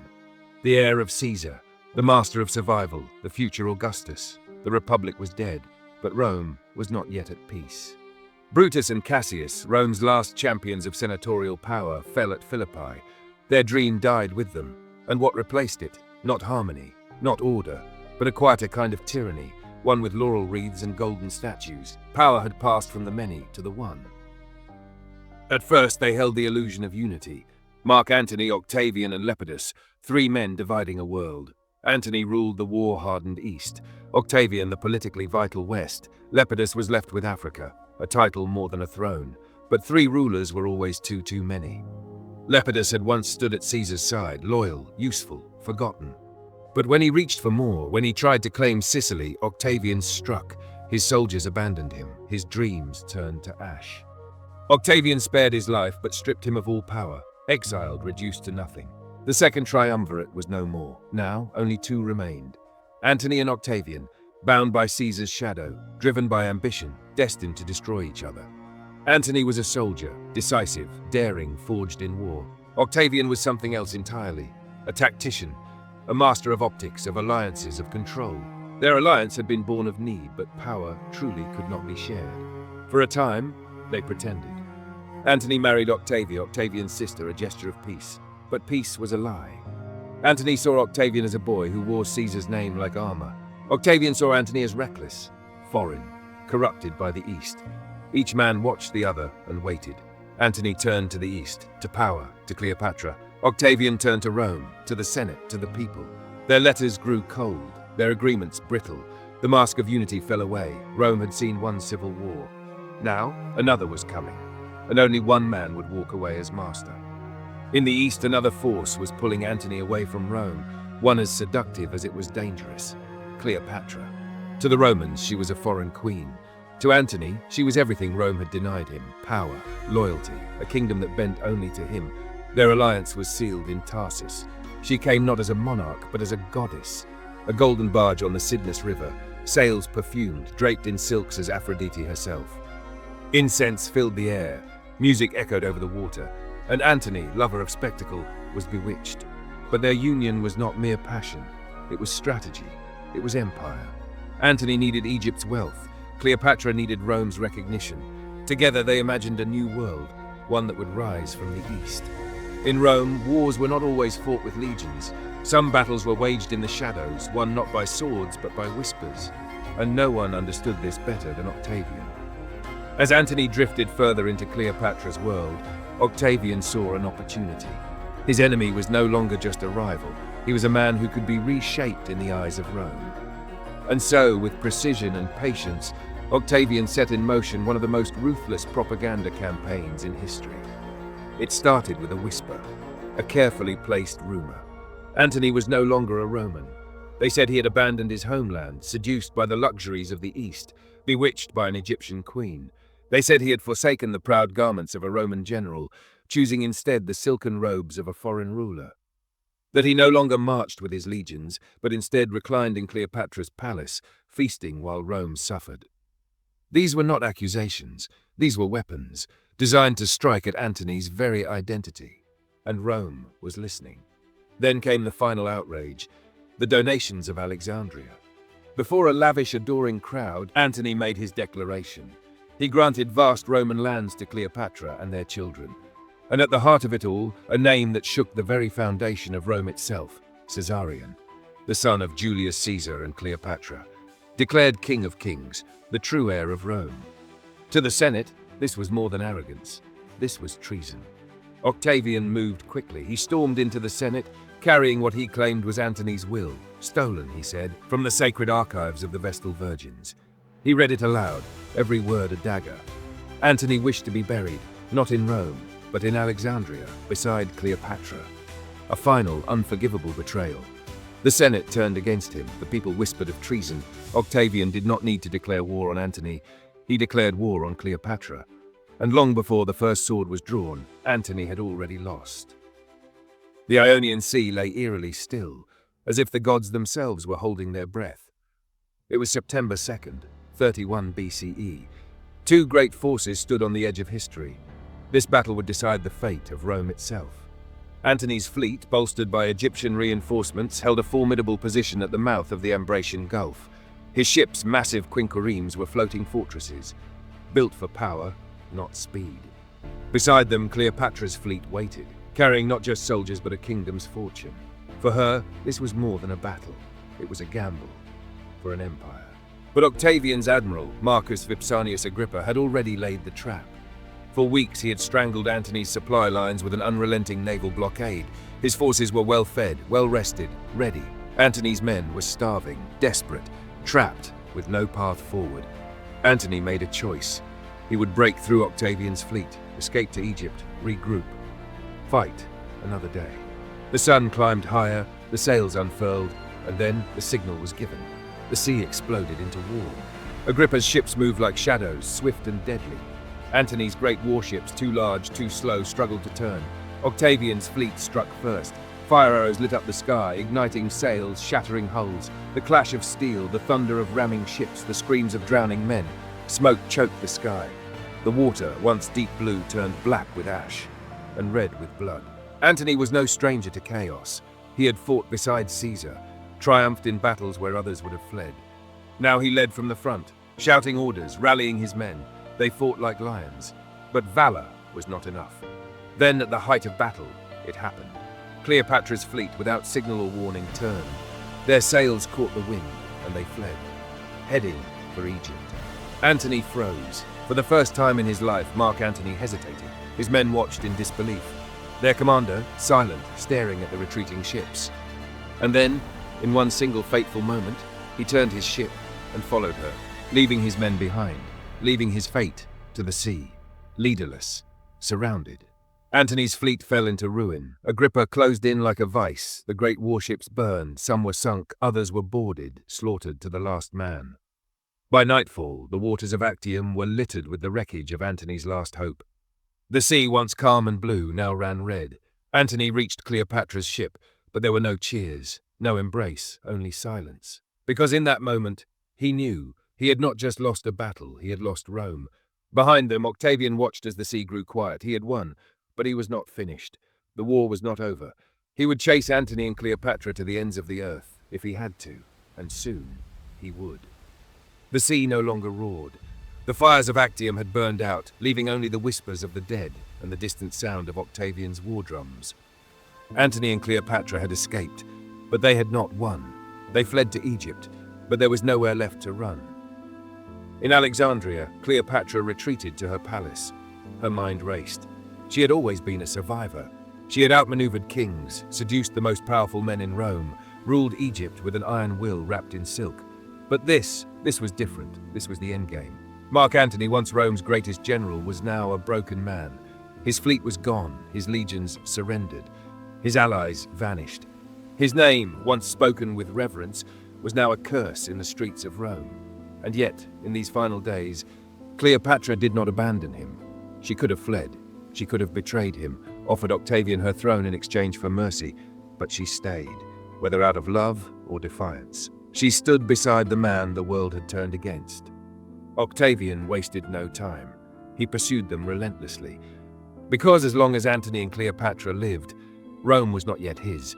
Egypt was the last obstacle to his absolute power, and he would not leave it standing. By the summer of 30 BCE, Octavian's legion stood at the gates of Alexandria. The city, the crown jewel of the Mediterranean, now faced the full wrath of Rome. Desperate, Antony gathered what little remained of his forces. He rode out one last time. But his men knew the truth. There was no victory left to win. And so, before the battle even began, they abandoned him. The gods themselves seemed to mock him. He returned to the palace, not defeated by swords, but by fate. Then came the moment that shattered his soul. A messenger arrived, breathless, pale as death. He fell to his knees and spoke the words Antony could not bear to hear. "The queen is dead." His breath caught in his throat. Cleopatra, gone? No, it couldn't be. She was his reason to fight, his reason to live. And without her, what was left? He unsheathed his sword. His men begged him to stop, but he had already made his choice. Rome had won, but it would never take him alive.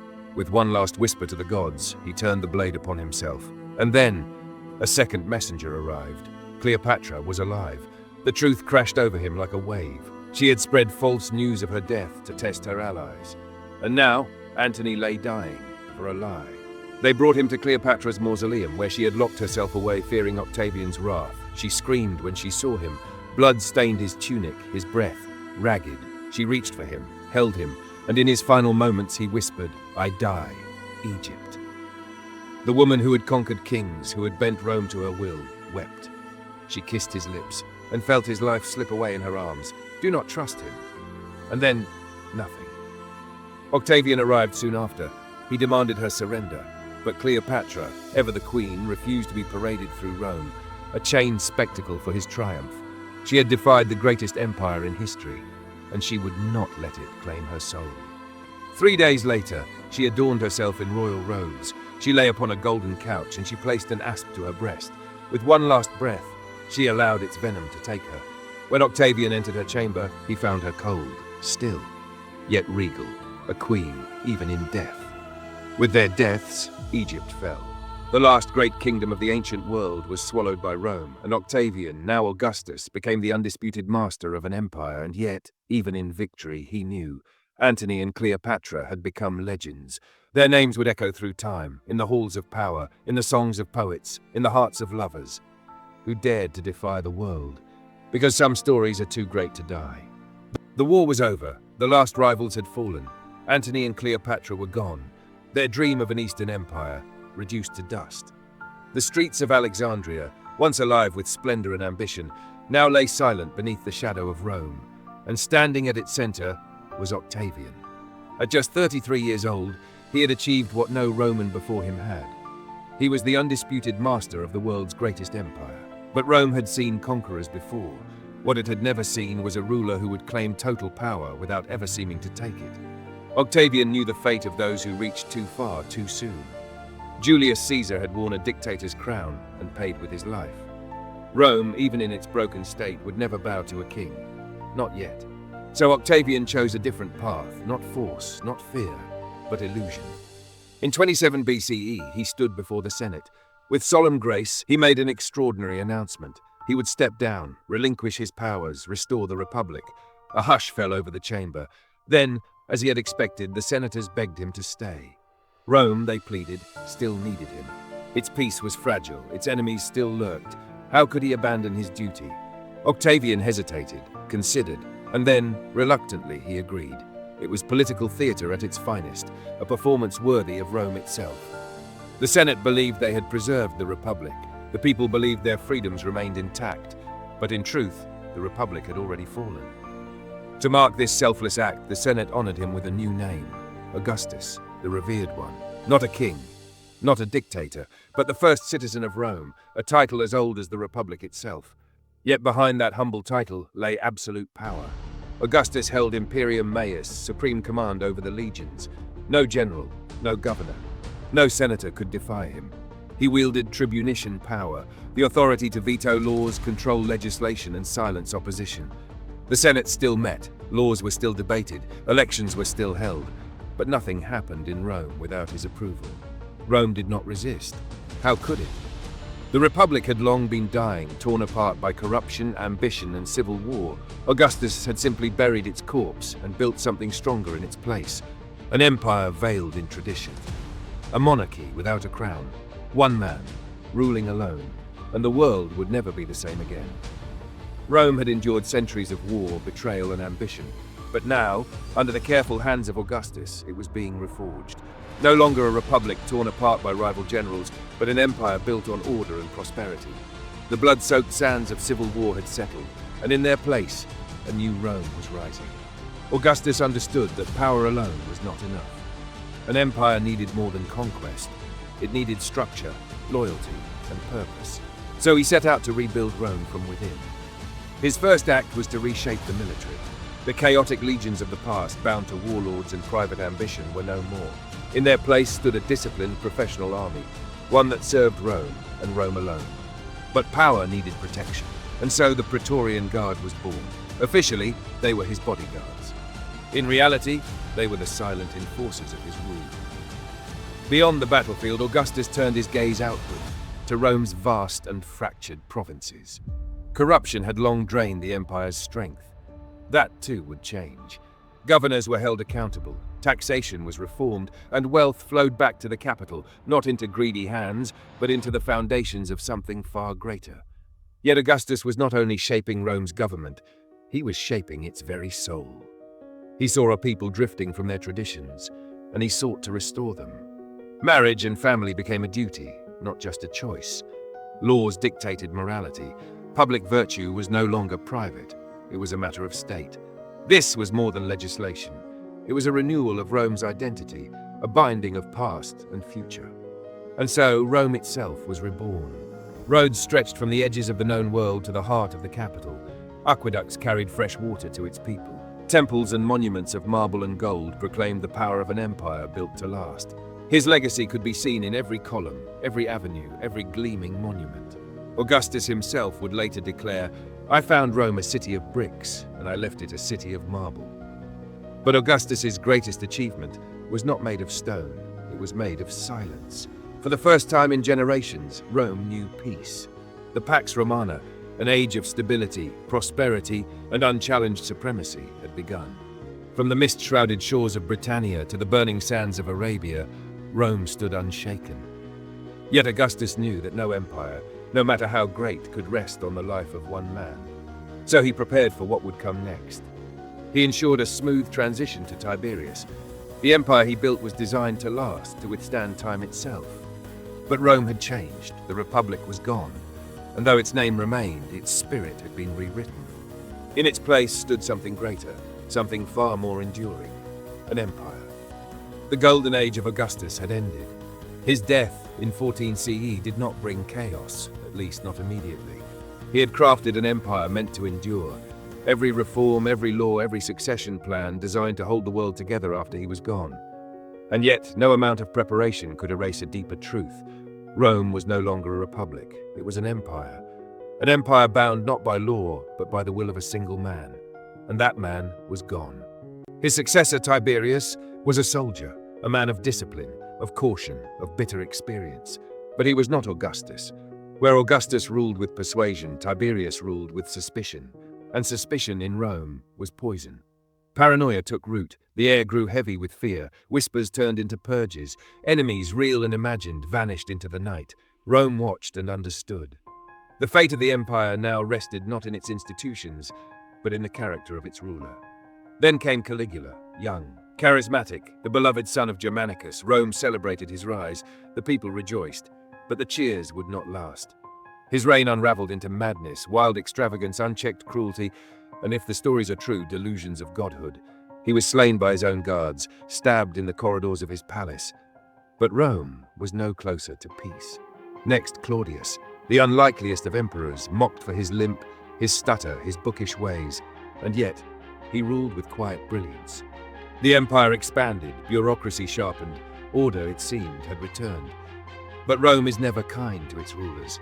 His own wife, Agrippina, ensured as she poisoned him, so her son Nero could rise, and Nero would be remembered. At first, there was hope. Under the watchful eye of the philosopher Seneca, he showed promise. But power corrodes.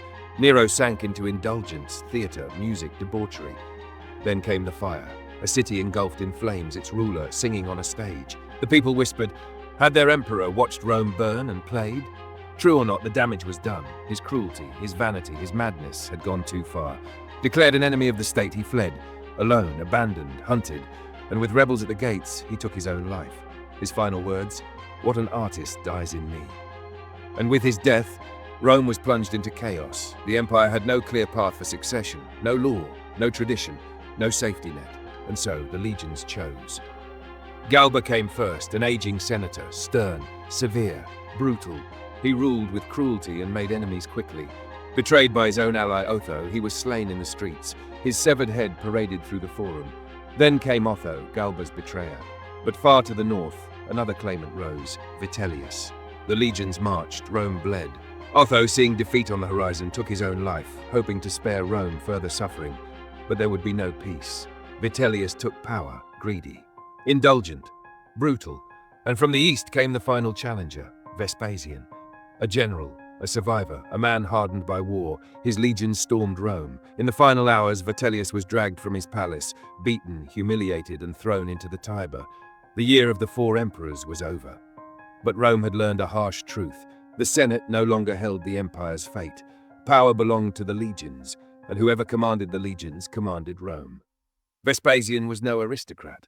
He was not born in marble halls. He was a soldier, a pragmatist. And Rome, after its dance with anarchy, needed that. He restored discipline, stabilized the economy, brought order to a broken capital. But his greatest legacy was not carved in policy, it was carved in stone. The Colosseum, Rome's grandest arena, a marvel of engineering, a symbol of power and endurance. Then came his sons. First, Titus, the compassionate. He reigned briefly, but left a mark. Mount Vesuvius erupted. Fires ravaged the capital, disaster after disaster, yet through it all, he led with dignity, with grace. Then came Domitian, his brother, a darker figure, ruthless, paranoid, calculating. Under his reign, the empire expanded, but so did fear. His cruelty grew, and Rome began to whisper once more. In the end, the whispers turned into daggers. He was assassinated in his own palace, and with his death, the Flavian dynasty ended. Rome had endured betrayal, fire, civil war, madness, and still, it stood. But the scars remained. The past decades had laid bare a painful truth. Power in Rome was an illusion. It did not rest in the Senate, nor in tradition, nor even in the hands of emperors. It belonged to those with the strength to seize it. And yet, the storm had passed. Ahead lay an age of peace, an era of wise, just, and capable rulers, the 5 good emperors. But even in times of greatness, shadows linger. And deep beneath the surface, the seeds of future ruin were already planted, waiting for the day they would rise again. In the vast story of Rome, few eras shine as brightly as the reign of the 5 good emperors. From the rise of Nerva in 96 CE to the passing of Marcus Aurelius in 880 CE, the empire stood at the height of its power. Stable, prosperous, strong. But unlike the emperors before them, these rulers were not simply born into greatness. They were chosen. This was an era of leadership guided by wisdom, not mere inheritance. An age where emperors ruled with reason, with restraint. Rome's borders stretched farther than ever before, defended by hardened legions and fortified frontiers. Within, its cities flourished, law, art, culture, commerce. This was Pax Romana at its peak, a time of order, a time of triumph. And yet, even golden ages cast shadows. Beneath the empire's splendor lay a fragile truth: no system lasts forever. The decisions of these emperors, wise and flawed, would shape the future. Their triumphs and their failures would echo through the centuries. But for now, Rome basked in the glow of its greatest age. The empire Domitian left behind was broken. For years, his rule had been one of fear, of paranoia. He had turned Rome into a city of whispers, where an accusation meant death and loyalty was no shield. And when he was finally assassinated in 96 CE, Rome stood on the edge of chaos. The Senate needed a leader, not a warrior, not a tyrant. They needed a man who could heal Rome. That man was Marcus Caecus Nerva. At 65, he was no conqueror, no legend of the battlefield, but he was wise, respected, a statesman who understood power and restraint. And in this fragile moment, that was exactly what Rome needed. Nerva's first act was to undo the past. He repealed cruel laws, ended treason trials. He welcomed back the exiled and restored the Senate's dignity. A new message was carved into Rome's coins: Concordia exercitum, harmony among the armies.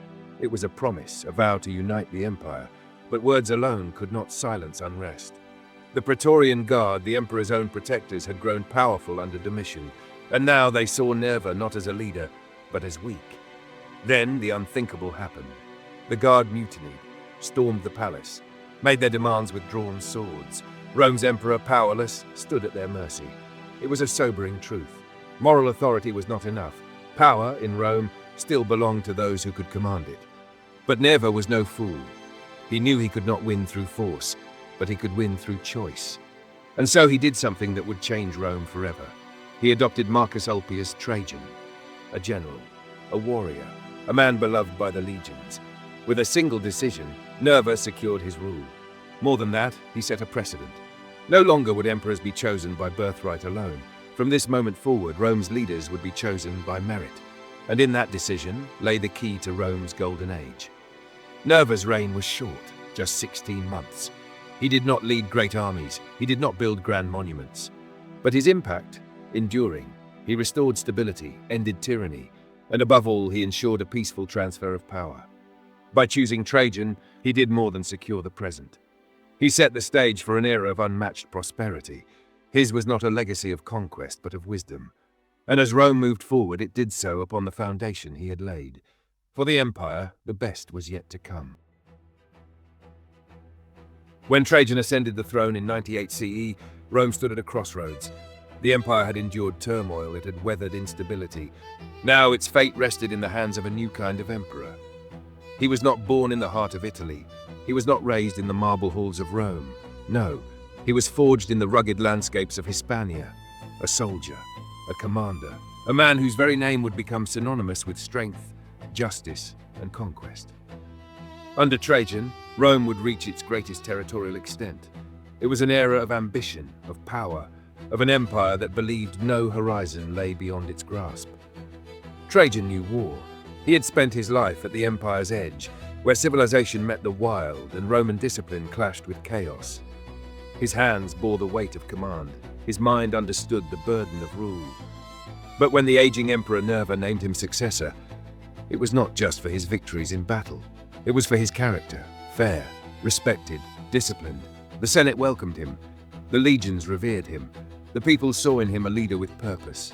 He did not seek luxury. He did not rule for indulgence. His ambition was for Rome itself. And that ambition burned brightest beyond the empire's borders, where danger, glory, and destiny awaited.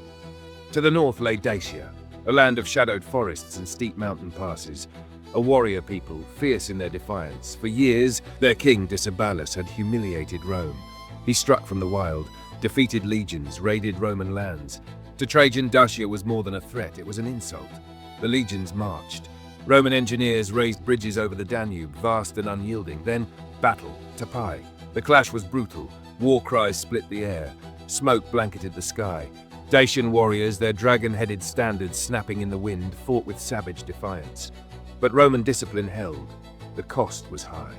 But the victory was Rome's. Decebalus sued for peace, but peace was a shadow, fleeting. He rebuilt, he prepared. Trajan returned. This time he would not be denied. Fortresses fell beneath Roman siege engines. Mountain strongholds were crushed, until finally, Sarmizegetusa, the Dacian capital.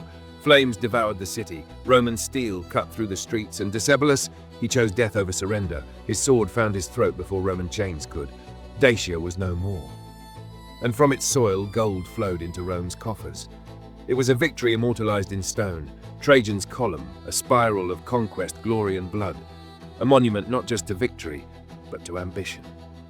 But Trajan's legacy was not built on conquest alone. The wealth of Dacia did not merely fund armies, it built Rome. The Forum of Trajan, a marvel of architecture and empire. Colonnades stretching skyward, basilicas echoing with the voices of senators and jurists. Trajan's market, unprecedented in scale, buzzed with trade. He extended roads, strengthened aqueducts, reimagined harbors, the lifelines of an empire. But beyond stone and mortar, there was justice. Trajan created the Alimenta program, a lifeline for Rome's poor, feeding the city's children and offering dignity to the forgotten. He ruled fairly, he built boldly, and for that, the people loved him. But even the greatest of emperors are still men. In his final years, Trajan looked east toward Parthia, a realm of ancient kings, of power and pride. Rome surged forward, city after city fell. Ctesiphon, the Parthian capital, taken. For a fleeting moment, Rome stood on the brink of total dominion, but ambition overreached. Rebellions erupted, supply lines faltered, the empire had stretched too far. Trajan pressed on, even as sickness gripped him, even as death closed in. He would never return to Rome. In 117 CE, he died on the road home. And with him, the age of conquest ended. Yet even in death, Trajan's legacy towered over Rome, literally. His ashes were laid beneath his column, a silent sentinel, carved with the victories of a lifetime. The Senate bestowed upon him the highest honor, a greeting for all who would follow, be luckier than Augustus and better than Trajan. For he had not only conquered, he had ruled with justice, he had dreamed boldly, he had made Rome not just larger, but greater. Under Trajan, the empire stood at its zenith, a golden age forged by the sword and sustained by the builder's hand. Where Trajan's reign surged with conquest, Hadrian's steadied with consolidation. In 117 CE, Rome stood at its greatest extent. From the scorching deserts of Arabia to the mist-laden highlands of Britannia, the empire stretched farther than ever before. But with such vast borders came great vulnerability. Hadrian saw what few dared to acknowledge. Rome's power was immense, but so were the cracks forming beneath it. His rule would not be one of relentless expansion, but of preservation. He would not chase distant wars. He would fortify what had already been won. Hadrian was unlike any emperor before him. A man of intellect and restless curiosity, he was just as comfortable debating philosophy in Athens as he was inspecting Roman legions on the frontier. He was fluent in Greek, deeply immersed in Hellenic culture, and saw himself not just as a Roman ruler, but as a philosopher king. Yet beneath the cultured exterior was a pragmatist, one who understood a harsh truth. Rome's survival depended not on conquest, but on stability. His first major decision as emperor was bold and controversial. He abandoned Trajan's conquests in Mesopotamia, pulling back Roman forces. Many saw it as an act of weakness. But Hadrian knew the truth. Rome was not built to hold every distant land. It was built to endure. Nowhere is Hadrian's pragmatism more evident than in the windswept north of Britannia. Beyond Rome's borders, fierce and untamed tribes had long resisted imperial rule. The legions had fought them for years, yet victory remained elusive. So Hadrian made a bold decision. He would build a wall, not as a sign of retreat, but as a statement. A declaration that Rome would define its own borders, that beyond this line lay barbarians, and here, within Rome's embrace, lay civilization. Hadrian's wall stretched nearly 80 Roman miles, cutting across the rugged landscape. It was more than stone, more than earth. It was a living, breathing frontier. Manned by Roman soldiers, dotted with mile castles and watchtowers, it stood as a silent guardian, watching over the empire's edge. Even today, its remnants whisper a singular truth. Rome did not conquer the world through brute force alone, but through wisdom, strategy, and the art of knowing when to stop. But Hadrian was more than a builder of walls. He was a builder of wonders. Unlike many emperors who ruled from the comfort of Rome, Hadrian traveled ceaselessly. He walked the streets of Athens, gazed upon the temples of Egypt, and stood beneath the towering arches of the provinces. Everywhere he went, he left behind monuments, not merely of power, but of unity, bridges between cultures, echoes of harmony. In Athens, the city he loved above all others, he completed the temple of Olympian Zeus, a project left unfinished for centuries. He commissioned libraries, markets, and forums, blending Roman grandeur with local tradition. But his greatest architectural achievement lay in the heart of Rome itself, the Pantheon. Rebuilt under his reign, its vast dome, an engineering marvel, seemed to open into the heavens. It was more than a temple, it was a statement. Beneath that dome, all gods were welcome, and perhaps so too were all peoples of the empire. Hadrian was a thinker, a poet, a man drawn to the deep mysteries of philosophy.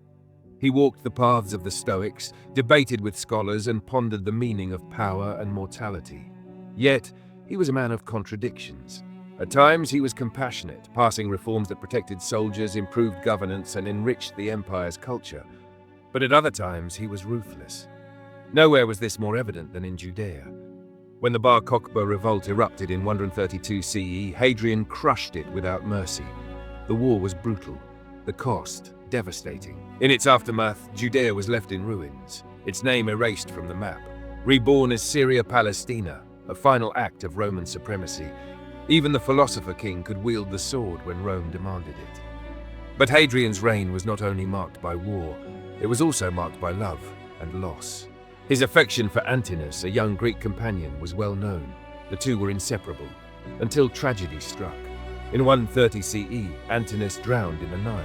Some say it was an accident. Others whisper of darker possibilities, a ritual, a sacrifice, a secret lost to time. Hadrian's grief was immense. He did something no Roman emperor had done before. He deified his beloved. Temples were raised, statues carved, a city was founded. Antinopolis, a monument of grief, of memory, of love. Across the empire, the face of Antinous was immortalized in marble and bronze. It was an unprecedented act, a testament to a love that in life may have been whispered, but in death would never be forgotten.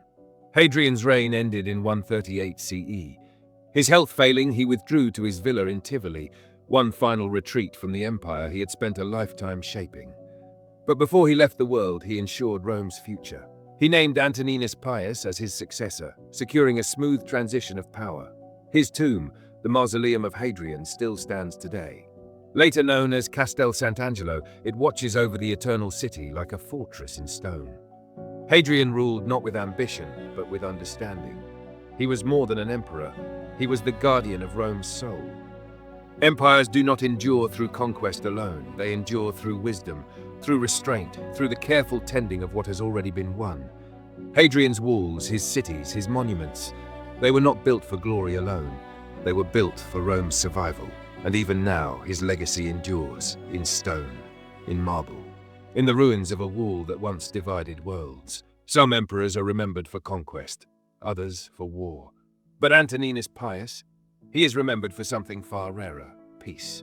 From 138 to 161 CE, Rome stood at its strongest, not because of battles won, but because of battles avoided. His reign was not defined by conquest, it was defined by stability, by prosperity, by the golden calm before the coming storm. When Antoninus ascended to the throne, Rome's borders had reached their natural limits. From the cold cliffs of Britannia to the sands of Arabia, the empire stretched like a titan's embrace across the known world. There was no more room to expand, but there was still much to protect. In the north, he commissioned the Antonine Wall, extending Roman presence deeper into Caledonian lands. It was more than a military barrier. It was a message. Rome would not be pushed back. Rome would endure. Yet Antoninus never led a campaign in person. He governed not from the battlefield, but from the Senate halls, the courts, and the scrolls of law. He was not a warrior emperor. He was a guardian. Antoninus ruled with quiet strength, not through fear, but through fairness. He believed that justice was the true foundation of Rome's might, and under his rule, reforms flourished.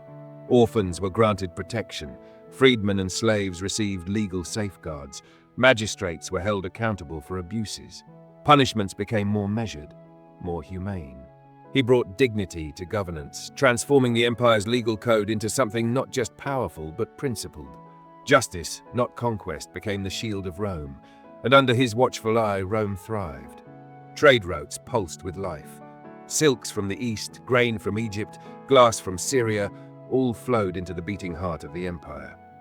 The treasury brimmed not from war plunder but from careful, honest administration. No reckless spending, no crushing taxes. Cities flourished, temples rose, roads stretched farther, smoother, safer. This was an era where the fruits of peace were not merely harvested, they were celebrated. Rome had seen power before, but under Antoninus it saw something even greater: balance. But his true legacy was not in law or gold or marble, it was in his character. Antoninus ruled with patience, with humility, with an unwavering sense of duty. There were no purges, no show trials, no executions born of fear, only calm, only principle, only a steady hand guiding the empire through the quiet waters of peace. Hadrian had chosen him well, and Antoninus had honored that trust, not through ambition but through wisdom. In 161 CE, Antoninus died quietly as he had lived. No civil wars marked his passing, no chaos followed his death. Rome stood whole, at peace, at the height of its prosperity, and waiting in the wings was Marcus Aurelius, the philosopher emperor, the stoic who would be tested by fire. But the peace Antoninus forged could not last. Beyond Rome's walls, shadows stirred, plagues, invasions, crises that would test the very soul of the empire. Rome would face the storm, but it would never know an age like this again. Antoninus Pius proved something profound, that the strength of an emperor is not measured by the lands he conquers, but by the peace he preserves, by the justice he ensures, by the world he leaves behind. For 23 years, Rome flourished beneath his quiet reign, a rare chapter in the Roman story where strength wore the face of restraint and power spoke softly. Antoninus Pius was not the most famous of emperors, but perhaps he was one of the greatest. If Antoninus Pius embodied Rome's golden peace, then Marcus Aurelius stood as its stoic sentinel. His reign from 161 to 180 CE was not one of comfort, but of relentless struggle. An era where philosophy clashed with war, where quiet reflection was drowned beneath the thunder of battle. He was the philosopher emperor, a man who did not govern from marble halls, but from the front lines. Marcus was a student of Stoicism. Discipline, restraint, duty. These were the pillars of his soul.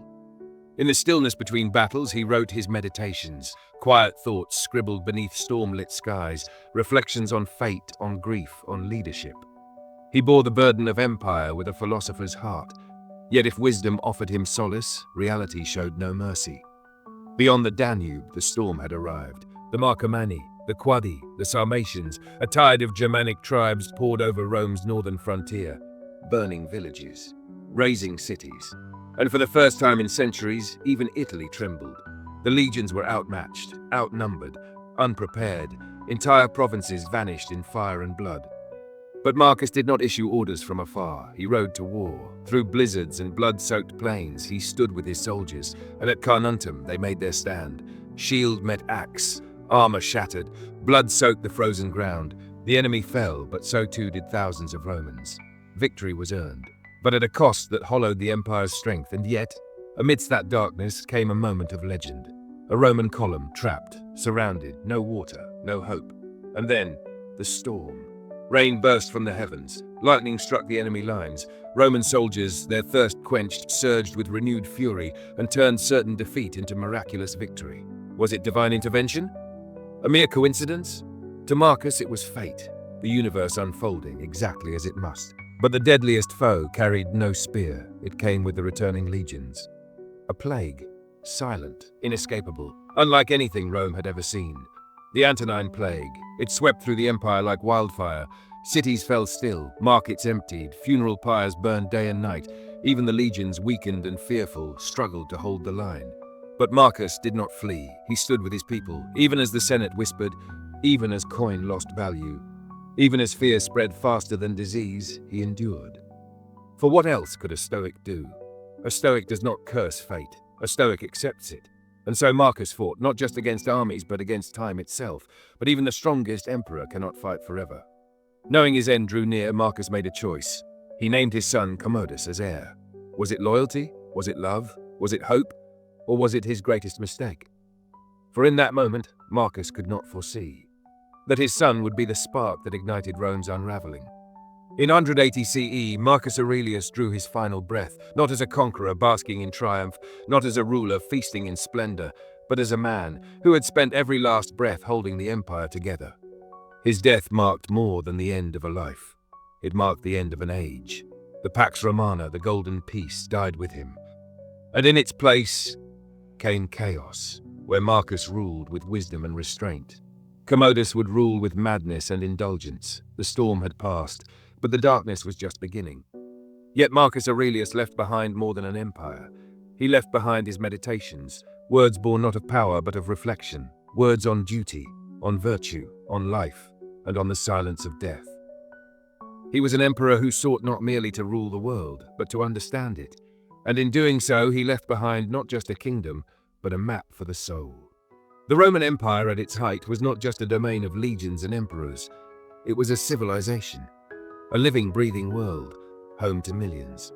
From the chaotic streets of Rome to the quiet heartbeat of the countryside, two vastly different worlds coexisted, bound by a fragile thread of interdependence. Rome, the eternal city, its streets, chaotic, vibrant, alive. Merchants shouted their prices, chariots clattered across uneven cobblestones. The air, thick with the scent of fresh bread, roasted meat, and sweat. Towering insulae, Rome's teeming apartment blocks rose high above narrow streets. Inside, thousands lived side by side, their voices merging into a constant hum. Children played, neighbors argued, life unfolded, cramped, loud, and unrelenting.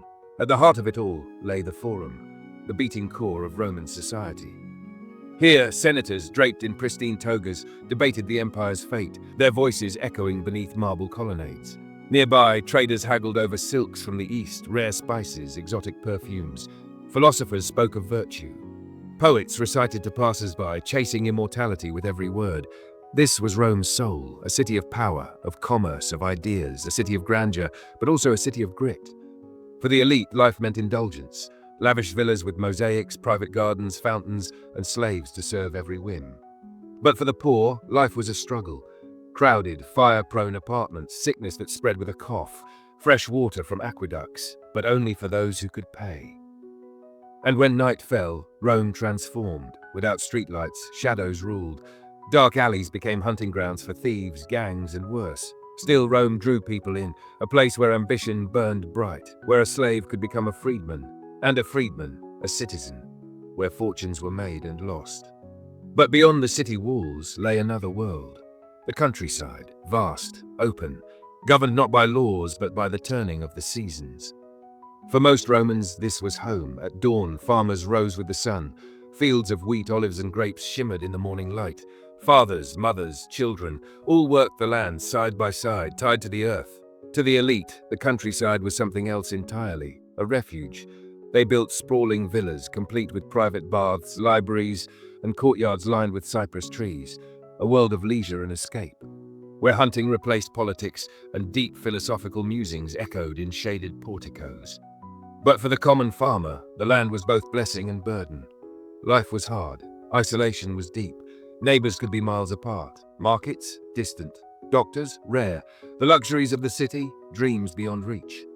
Yet in this solitude, communities thrived, bound by tradition, by faith, and by the promise of the harvest. And when the fields were quiet, the people gathered. Festivals lit up the rural world, celebrations of gods, of the harvest, of survival itself. Music, laughter, roasting meat over open fires. For a brief moment, life was not just labor, it was joy. Urban and rural, two lives, two realities. And yet, they were inseparable. Cities depended on the countryside for food, timber, and raw goods. The countryside needed cities for markets, protection, and trade.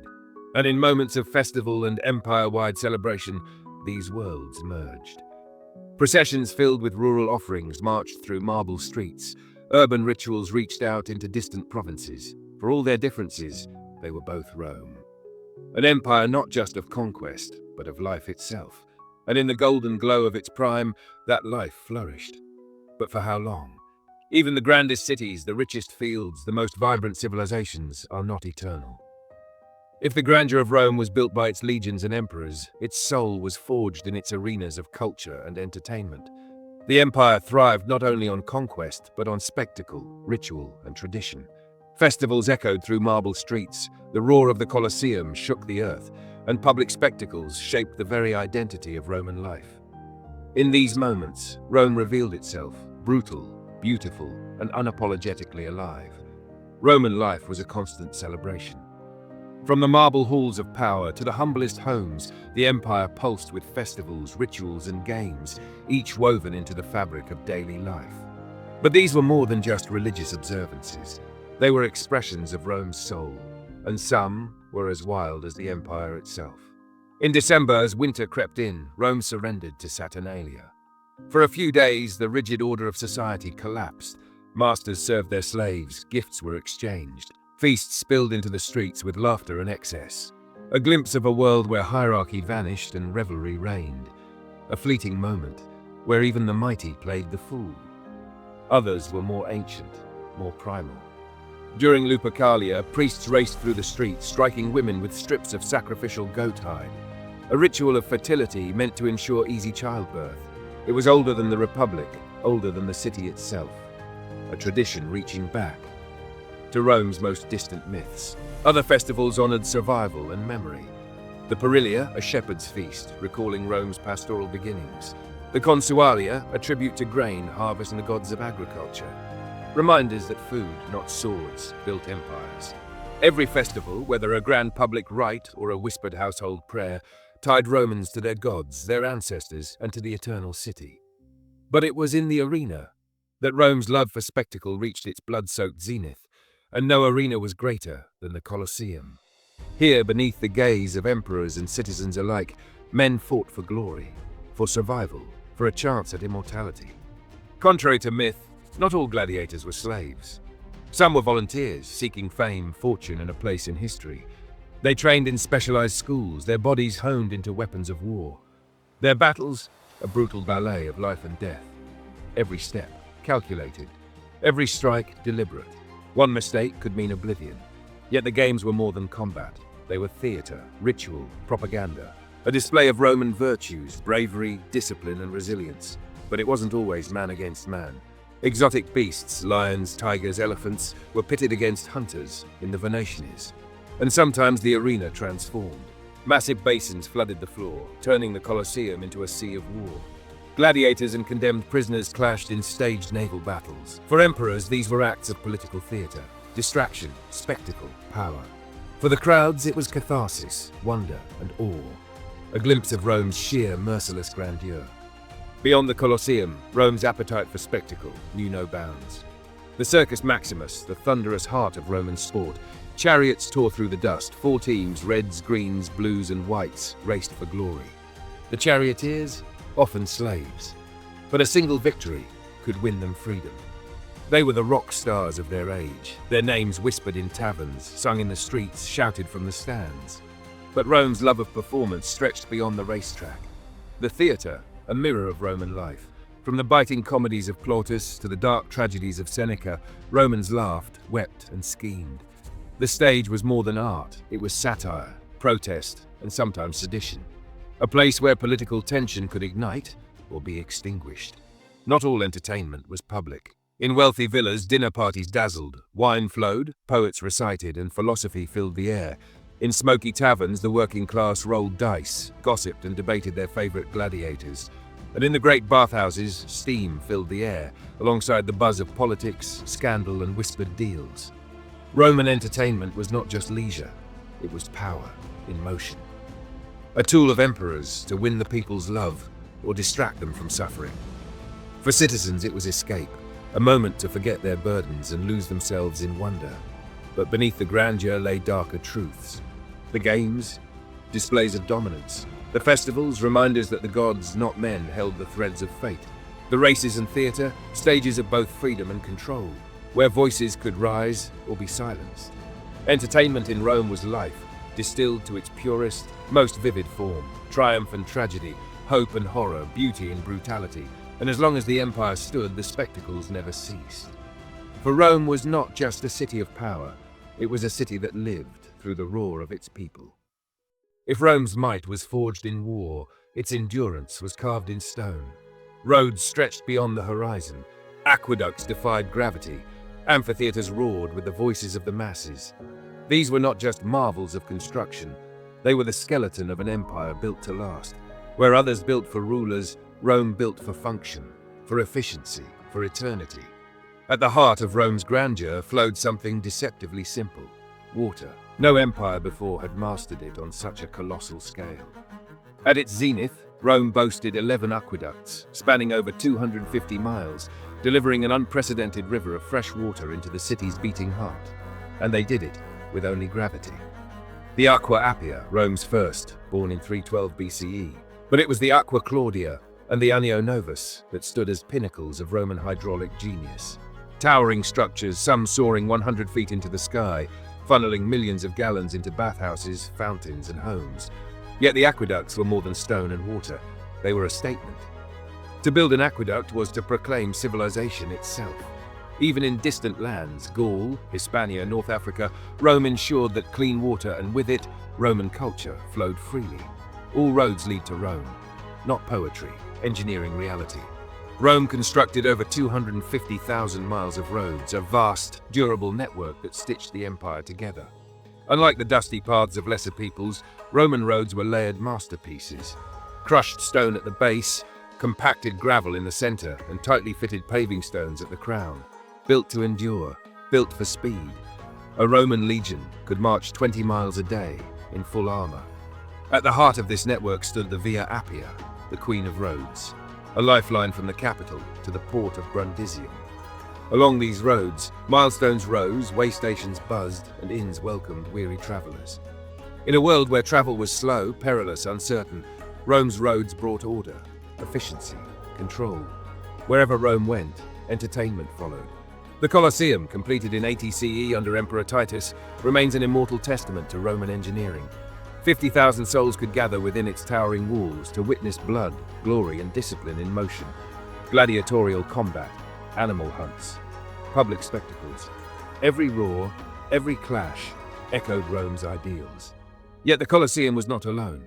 Across the empire, from Carthage to Londinium, amphitheaters rose from the earth. Each one a beating heart of Roman life, each one stamping Roman culture into foreign lands. Beyond the arenas, Rome's public spaces showcased its soul. The Forum Romanum, a sprawling complex of temples, basilicas, and bustling markets, was the empire's political and commercial epicenter. Here, politicians thundered, citizens debated, deals were struck, and destinies decided. In the grand bathhouses, like the Thermae of Caracalla, Romans didn't just bathe. They networked, philosophized, plotted, and dreamed. Even Rome's insulae, the towering apartment blocks, revealed a city that had mastered high-density living. An empire built both for emperors and for the common man. Rome's feats of engineering were not just relics of a lost world. They were blueprints for the future. Its aqueducts inspired modern water systems. Its roads became the skeleton of Europe's highways. Its arches and domes shaped the cathedrals of the Renaissance and the skylines of today. Even now, in every bridge crossed, in every stadium built, in every road paved, Rome's spirit lingers. A silent, enduring testament to an empire that, though fallen, never truly disappeared. Rome's military might, its engineering marvels, these are the stories that often define it. But behind the legions, behind the towering aqueducts, another force was at work: science and medicine. The Romans were not philosophers like the Greeks. They were pragmatists, innovators. Every discovery had a purpose. Every advancement was designed to serve the empire, to strengthen it, to sustain it, to make it endure. Rome's obsession with hygiene was unlike anything the world had ever seen. The aqueducts that stretched across the empire weren't just triumphs of engineering, they were lifelines. Millions of gallons of fresh water flowing daily into fountains, homes, and the grandest of them all, the public baths. The thermae, heated by roaring underground furnaces, were more than places to bathe. They were social hubs, centers of business and politics. And though the Romans may not have fully understood disease, they knew one truth: clean water meant a healthy people. But Rome didn't stop there. Beneath the city's streets, hidden from sight, ran the Cloaca Maxima, an enormous sewer system that drained waste, kept the streets clean and the air fresh. A system so far ahead of its time, the medieval world would one day forget it and pay dearly for the loss. Rome's empire was built through war, but war leaves scars. With every conquest came the wounded, men who needed care and needed it fast. And so the Romans created something extraordinary: valetudinaria, the world's first military hospitals. Not makeshift tents, but permanent, carefully planned structures, built near forts and battlefields, staffed with highly trained medici. Roman doctors wielded tools that look familiar even today: scalpels, forceps, bone saws. They disinfected wounds with wine, an early step toward antiseptics. They performed amputations, extracted arrowheads, even operated on cataracts. And on the battlefield itself, they pioneered a radical idea: triage. The most urgent were treated first, a simple, vital principle that still underpins modern medicine. While Rome mastered practical healing, its knowledge was shaped by older hands, Greek physicians like Hippocrates, and one towering figure who would change medicine forever: Galen, a Greek doctor who became personal physician to Emperor Marcus Aurelius. Galen studied the human body as none had before. He mapped the circulatory system, explored the mysteries of the nervous system, and theorized about disease itself. His work would dominate medical thought for over 1,000 years, long after the fall of Rome. Long after emperors had turned to dust, Galen's words lived on. But Roman medicine was more than scalpels and stitches. Physicians crafted potent herbal remedies: honey for wounds, vinegar for infections, opium derivatives to ease pain. Their pharmacology was remarkably advanced. And then there were the gladiators, men who fought and bled for spectacle, whose survival depended not just on strength, but on healing. To keep them fighting, Rome pioneered early physiotherapy, massages, stretching routines, exercises to rebuild torn muscles and broken bones. They didn't just treat injuries. They engineered recovery. Rome's aqueducts fed the empire, its roads connected it, but its medical innovations shaped the future. From sanitation systems to battlefield surgery to hospital care itself, Rome's influence endures. Even today, in sterile operating rooms, in bustling emergency wards, in every place where healing hands work against death, the lifeblood of Rome still flows. Rome was more than an empire of conquests and legions. It was a center of artistic brilliance, a forge of ideas that would shape civilizations long after its fall. Its art reflected power, its philosophy guided life. And though it borrowed from Greece, Rome made it unmistakably its own. The Greeks sculpted perfection, godlike figures, flawless and eternal. But Rome? Rome chose truth. Its artists embraced verism, a style that captured every wrinkle, every scar, every hardship. A Roman leader's portrait was not meant to be beautiful. It was meant to be real. A statesman's bust bore the weight of duty. A general's likeness carried the marks of war, and when Rome celebrated its victories, it carved them into stone for all to see. Trajan's Column, a spiraling monument of battle scenes, told the story of Rome's relentless conquest of Dacia. Not with myth, but with memory. Yet Roman art wasn't only about war. Step into a villa in Pompeii or Herculaneum, and the walls come alive. Frescoes of mythological gods, rolling landscapes, and glimpses of everyday life. Look down, and the floors bloom with mosaics, gladiators locked in combat, lavish feasts bursting with food and wine. Beyond private homes, Rome proclaimed its greatness in public monuments. The Ara Pacis, an altar to peace, celebrated the empire's golden age. The Arch of Titus, towering over the streets of Rome, etched the sack of Jerusalem into the heart of the city, both a warning and a declaration. Rome had conquered, Rome endured, Rome would be remembered. If art was Rome's mirror, then philosophy was its compass. Rome inherited much from Greece, Plato's idealism, Aristotle's reason, but it was Stoicism that defined the Roman soul. Stoicism preached discipline, resilience, acceptance of fate. It was the philosophy of Seneca, Epictetus, Marcus Aurelius. For a Roman, life was duty. Pain was inevitable, but suffering, that was a choice. And so, in the solitude of his military campaigns, Marcus Aurelius wrote words that would outlive the empire itself. You have power over your mind, not outside events. Realize this, and you will find strength. But not all Romans sought virtue through hardship. Some turned to Epicureanism, a philosophy of peace and pleasure, free from fear. The poet Lucretius, in his masterpiece De Rerum Natura, described a universe governed not by capricious gods but by natural laws, rational, indifferent, eternal. Yet perhaps the most Roman of all ideas was civic humanism, the belief that true glory came not from indulgence but from service. Cicero preached it. The Republic thrived on it, and for centuries Romans placed the needs of the state above themselves. The empire may have fallen, but its art, its philosophy, they endured. Roman sculptures and frescoes would ignite the Renaissance. Its philosophy would guide the minds of medieval scholars and Enlightenment thinkers. And even today, in the modern world, Stoicism finds new life, in leadership, in self-discipline, in the pursuit of resilience. Because Rome was never just a city, it was an idea. And ideas never die. Rome was a city of laws, a city of legions, a city of marble and triumph. But beneath it all, Rome was a city of gods. Their presence was everywhere, etched into statues, whispered in prayers, carved into the very foundations of the empire. Religion was not just faith, it was duty, the unseen force that bound Rome together, shaping its laws, its wars, and the destiny of its people. To be Roman was to worship, to sacrifice, to honor the gods and trust that their favor would keep Rome eternal. At the heart of Roman faith stood a pantheon of gods, borrowed from Greece, but forged anew in Rome's image. Jupiter Optimus Maximus, king of the gods, ruler of the skies, guardian of Rome itself. His temple on the Capitoline Hill was more than a sanctuary, it was a symbol of Roman supremacy. Victorious generals marched there first, offering thanks before basking in the glory of their triumphs. Beside him stood Juno, protector of the Roman state, and Minerva, goddess of wisdom and war. But the gods did not dwell only in marble temples. They were present in every home, in every fire, in every whispered prayer before battle. Every Roman home, whether a senator's palace or a simple farmer's hut, held a lararium, a shrine to the Lares and Penates, spirits of hearth and family. Each morning, simple offerings, bread, wine, incense were placed before them.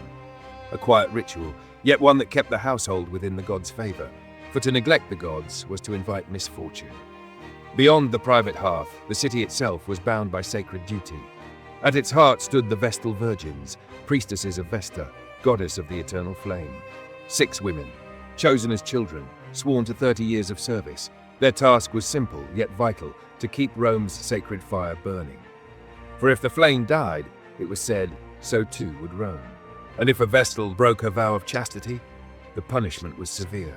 Buried alive, entombed beneath the very city she had sworn to protect. Rome's calendar pulsed with festivals, sacrifices, and sacred games, a careful choreography of faith and spectacle. During the Ludi Romani, held in honor of Jupiter, the city became a stage for the gods. Chariot races thundered through the Circus Maximus. Gladiators clashed beneath the watchful gaze of the divine. The people feasted in Jupiter's name.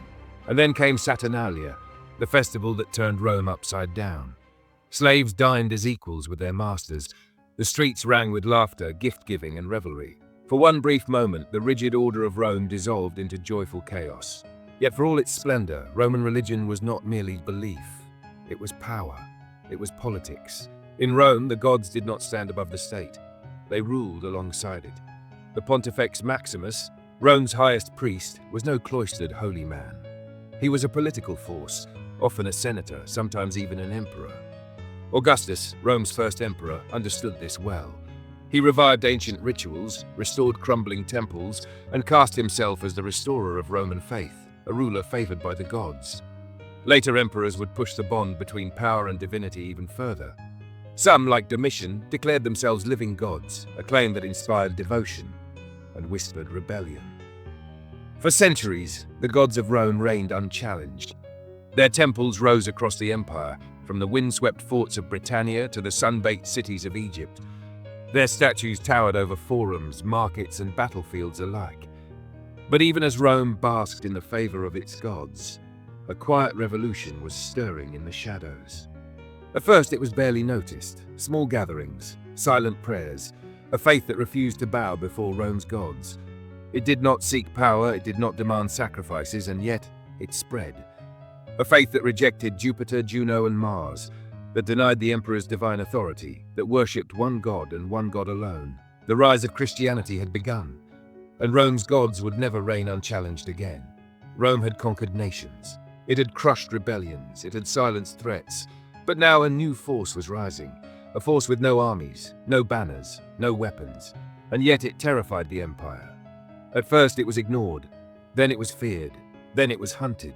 But no matter how fiercely Rome struck, Christianity would not die, it would only grow. Christianity did not emerge alone. Its earliest followers were Jews, a people shaped by centuries of exile, of conquest, of resistance. In Rome's eyes, the Jewish people were a restless and defiant presence, tolerated but never fully trusted. By the time of Emperor Hadrian, Rome's patience was wearing thin. Then came 132 CE. The simmering tensions in Judea erupted into open rebellion, the Bar Kokhba revolt. Led by Simon Bar Kokhba, the Jews rose in a desperate bid to reclaim their homeland. For 3 years, they fought with unyielding ferocity. Hadrian's response? Merciless. He unleashed his finest legions, his most ruthless generals. And he did not simply defeat the rebellion, he erased it. Hundreds of thousands were slaughtered, entire cities were reduced to rubble. Jerusalem was renamed Aelia Capitolina. The Jews were banned from even setting foot in their holy city.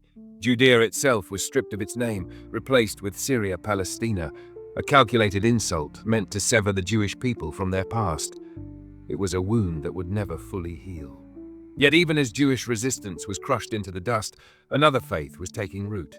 One that would challenge Rome not with swords, but with something far more dangerous, an idea. Unlike the Jews, Christianity had no homeland, no armies, no temple of stone. And yet, it posed an even greater threat, because to be Roman was to honor the gods of the state, to offer sacrifices, to swear loyalty to the emperor, not just as ruler but as a living god. Christians refused. They rejected the pantheon. They denounced idol worship. They would not kneel to Caesar. To Roman officials, this was not faith, it was treason. The first great persecution came under Nero. In 64 CE, a fire engulfed Rome. The city burned for 6 days and 7 nights. Whispers spread that Nero himself had set the flames. Needing a scapegoat, he turned his wrath upon the Christians. They were arrested, tortured, executed with a cruelty so savage that even Rome recoiled. Some were burned alive, their bodies lighting Nero's gardens at night. Others were thrown to wild beasts in the Colosseum, their screams drowned by the roar of the crowd. And yet, the faith endured. More persecutions followed. Domitian hunted Christians who refused to worship him as a god. Trajan decreed that any Christian who refused to renounce their faith must die. Even Marcus Aurelius, Rome's philosopher-emperor, saw Christianity as a threat to order and permitted brutal crackdowns. The message was clear. To follow Christ was to invite death. And yet, Christianity refused to die. No matter how many were crucified, burned, or torn apart by lions, the faith grew. It spread through the catacombs of Rome, where believers gathered in secret by the light of flickering lamps. It whispered through marketplaces, across viads, into the homes of soldiers, slaves, and senators alike. Because Christianity offered something Rome could not. It promised hope, in a world where the poor and the powerless were so often forgotten. It preached equality, in an empire built on hierarchy and conquest. It spoke of a kingdom beyond Rome, a realm where emperors held no dominion, where the suffering of this life was but a passing shadow. And for those who had nothing, that promise was everything. By the 3rd century, it was undeniable. Christianity was no longer a fringe movement. It had taken root in every corner of the empire. Rome had tried to crush it with fire and blood. Instead, it had only made it stronger. The Roman Empire stood at the height of its power, a vast colossus stretching from the windswept shores of Britannia to the sun-scorched sands of Egypt, from the roaring Atlantic to the fertile heart of Mesopotamia. Its cities gleamed with towering aqueducts and grand temples, its legions marched unchallenged, its emperors ruled as masters of the known world. And yet, beneath the polished marble of its civilization, fractures had begun to form. Small at first, hardly noticeable, but in time they would widen into deep fissures, cracks that even Rome's might could not mend. The golden age of the Pax Romana was beginning to fade. For centuries, Rome had thrived on conquest. Its legions carved out new provinces, its coffers overflowed with the spoils of war. But expansion could not last forever. The empire's borders had reached their natural limits, and the cost of defending them grew heavier with each passing year. The once mighty legions, who had humbled kings and crushed Carthage, were stretched thin. Their ranks, once filled with disciplined citizen soldiers, now swelled with mercenaries, foreign recruits whose loyalty was not to Rome but to coin. Economic strains deepened. The rivers of wealth that once flowed from conquered lands slowed to a trickle. In their place came crushing taxation, inflation, unrest. The vast machinery of governance, once Rome's greatest strength, began to falter. The Senate, once the Republic's guiding force, had become a den of corruption. Magistrates and officials no longer fought for Rome's future, only for their own gain. Political stability wavered. The careful balance between emperor and senate tilted toward unchecked autocracy. The days of rulers like Augustus and Trajan, leaders who tempered absolute power with duty, were fading. And in their place came emperors who saw the throne not as a burden, but as a prize to be hoarded and indulged. Beyond Rome's borders, old enemies stirred. In the east, the Parthians remained a formidable force. In the north, the Germanic tribes, once divided and fearful, grew stronger. The walls of Hadrian's Britain, the fortresses along the Danube, the great defensive lines of the Rhine, all stood as fragile barriers against an oncoming storm. But perhaps the most fateful moment in Rome's history did not happen on the battlefield. It happened in a dimly lit palace hall. In 180 CE, the philosopher-emperor Marcus Aurelius lay dying. His reign had been one of wisdom and duty, a beacon of stability in uncertain times. But as death crept closer, he made a decision that would echo through the ages. Instead of choosing a worthy successor, as the 5 good emperors before him had done, he named his son, Commodus, as heir. A young man who cared more for gladiatorial games than for governance. A ruler Rome did not need. His reign would be a disaster. Extravagance, paranoia, corruption, the Senate humiliated, the treasury drained, the dignity of Rome mocked. For the first time in nearly a century, the empire teetered on the edge of chaos. Historians would later mark this moment, the transition from Marcus Aurelius to Commodus, as the beginning of Rome's long descent. The golden glow of the Pax Romana faded, and the long shadow of decline stretched ever closer. Yet Rome was not doomed. Not yet. For now, it remained the unrivaled master of the Mediterranean, a civilization of unmatched grandeur, but the tides of history had shifted. In the centuries to come, emperors would rise and fall, civil wars would rage, and the enemies Rome had long held at bay would breach its mighty walls. The empire that had once seemed eternal was now a titan, walking an ever-narrowing path, its destiny no longer certain. The days of conquest were over. Now, Rome would have to fight, not to expand, but to survive. The sun had not yet set on Rome, but its golden glow was fading. In the year 180 CE, Marcus Aurelius, the last of the 5 good emperors, drew his final breath. His reign had been one of wisdom, duty, and sacrifice, holding the empire together through war, plague, and unrest. But with his death, the balance he had fought so hard to preserve collapsed. Rome still stood, vast, proud, unrivaled. Yet beneath its polished marble and towering arches, cracks had begun to form. And with the rise of his son, Commodus, those cracks would soon become fractures. Commodus was not his father. He was no philosopher, no soldier, no leader. He was a performer. A man intoxicated by his own image, draped in lion skins, wielding a wooden sword, not in the halls of power, but in the arena. While he played at being a gladiator, the empire decayed, corruption spread, the treasury bled. The Senate, once the guardian of Roman tradition, became an audience, forced to applaud the whims of a delusional emperor. Paranoia consumed him. He saw enemies in every shadow. Suspicions became accusations. Accusations became executions. And so, his closest allies turned against him. On the final night of 192, Commodus was strangled in his own palace. His death was inevitable. But with it, the last fragile thread of stability snapped. A throne without a master. A prize for the strongest. 5 men, 1 empire, a single year. The year of the 5 emperors had begun. One by one they rose, and one by one they fell. Assassinations, betrayals, civil war. Rome was not ruled, it was fought over. The legions no longer served the empire, they served ambition. And in the end, one man emerged victorious, Septimius Severus. Severus was no statesman, he was a soldier, ruthless and decisive. Where Commodus indulged in fantasy, Severus dealt in brutal reality. He restored order not through consensus, but through force. He trusted not the Senate, but the army. And in doing so, he changed Rome forever. Power no longer rested in tradition, it rested in the hands of the legions. But loyalty had a price, and that price was gold. Severus raised military pay, lavished rewards upon his soldiers, and drained the treasury to keep them satisfied. When he died in 211 CE, he left the empire to his sons, Caracalla and Geta. Brothers, but not allies. Caracalla did not share power. He murdered Geta in cold blood. His reign was marked by cruelty, excess, and fear. Yet he left behind one lasting decree, the Constitutio Antoniniana, a proclamation granting Roman citizenship to all free men across the empire. Meant to unify, it instead diluted what it meant to be Roman.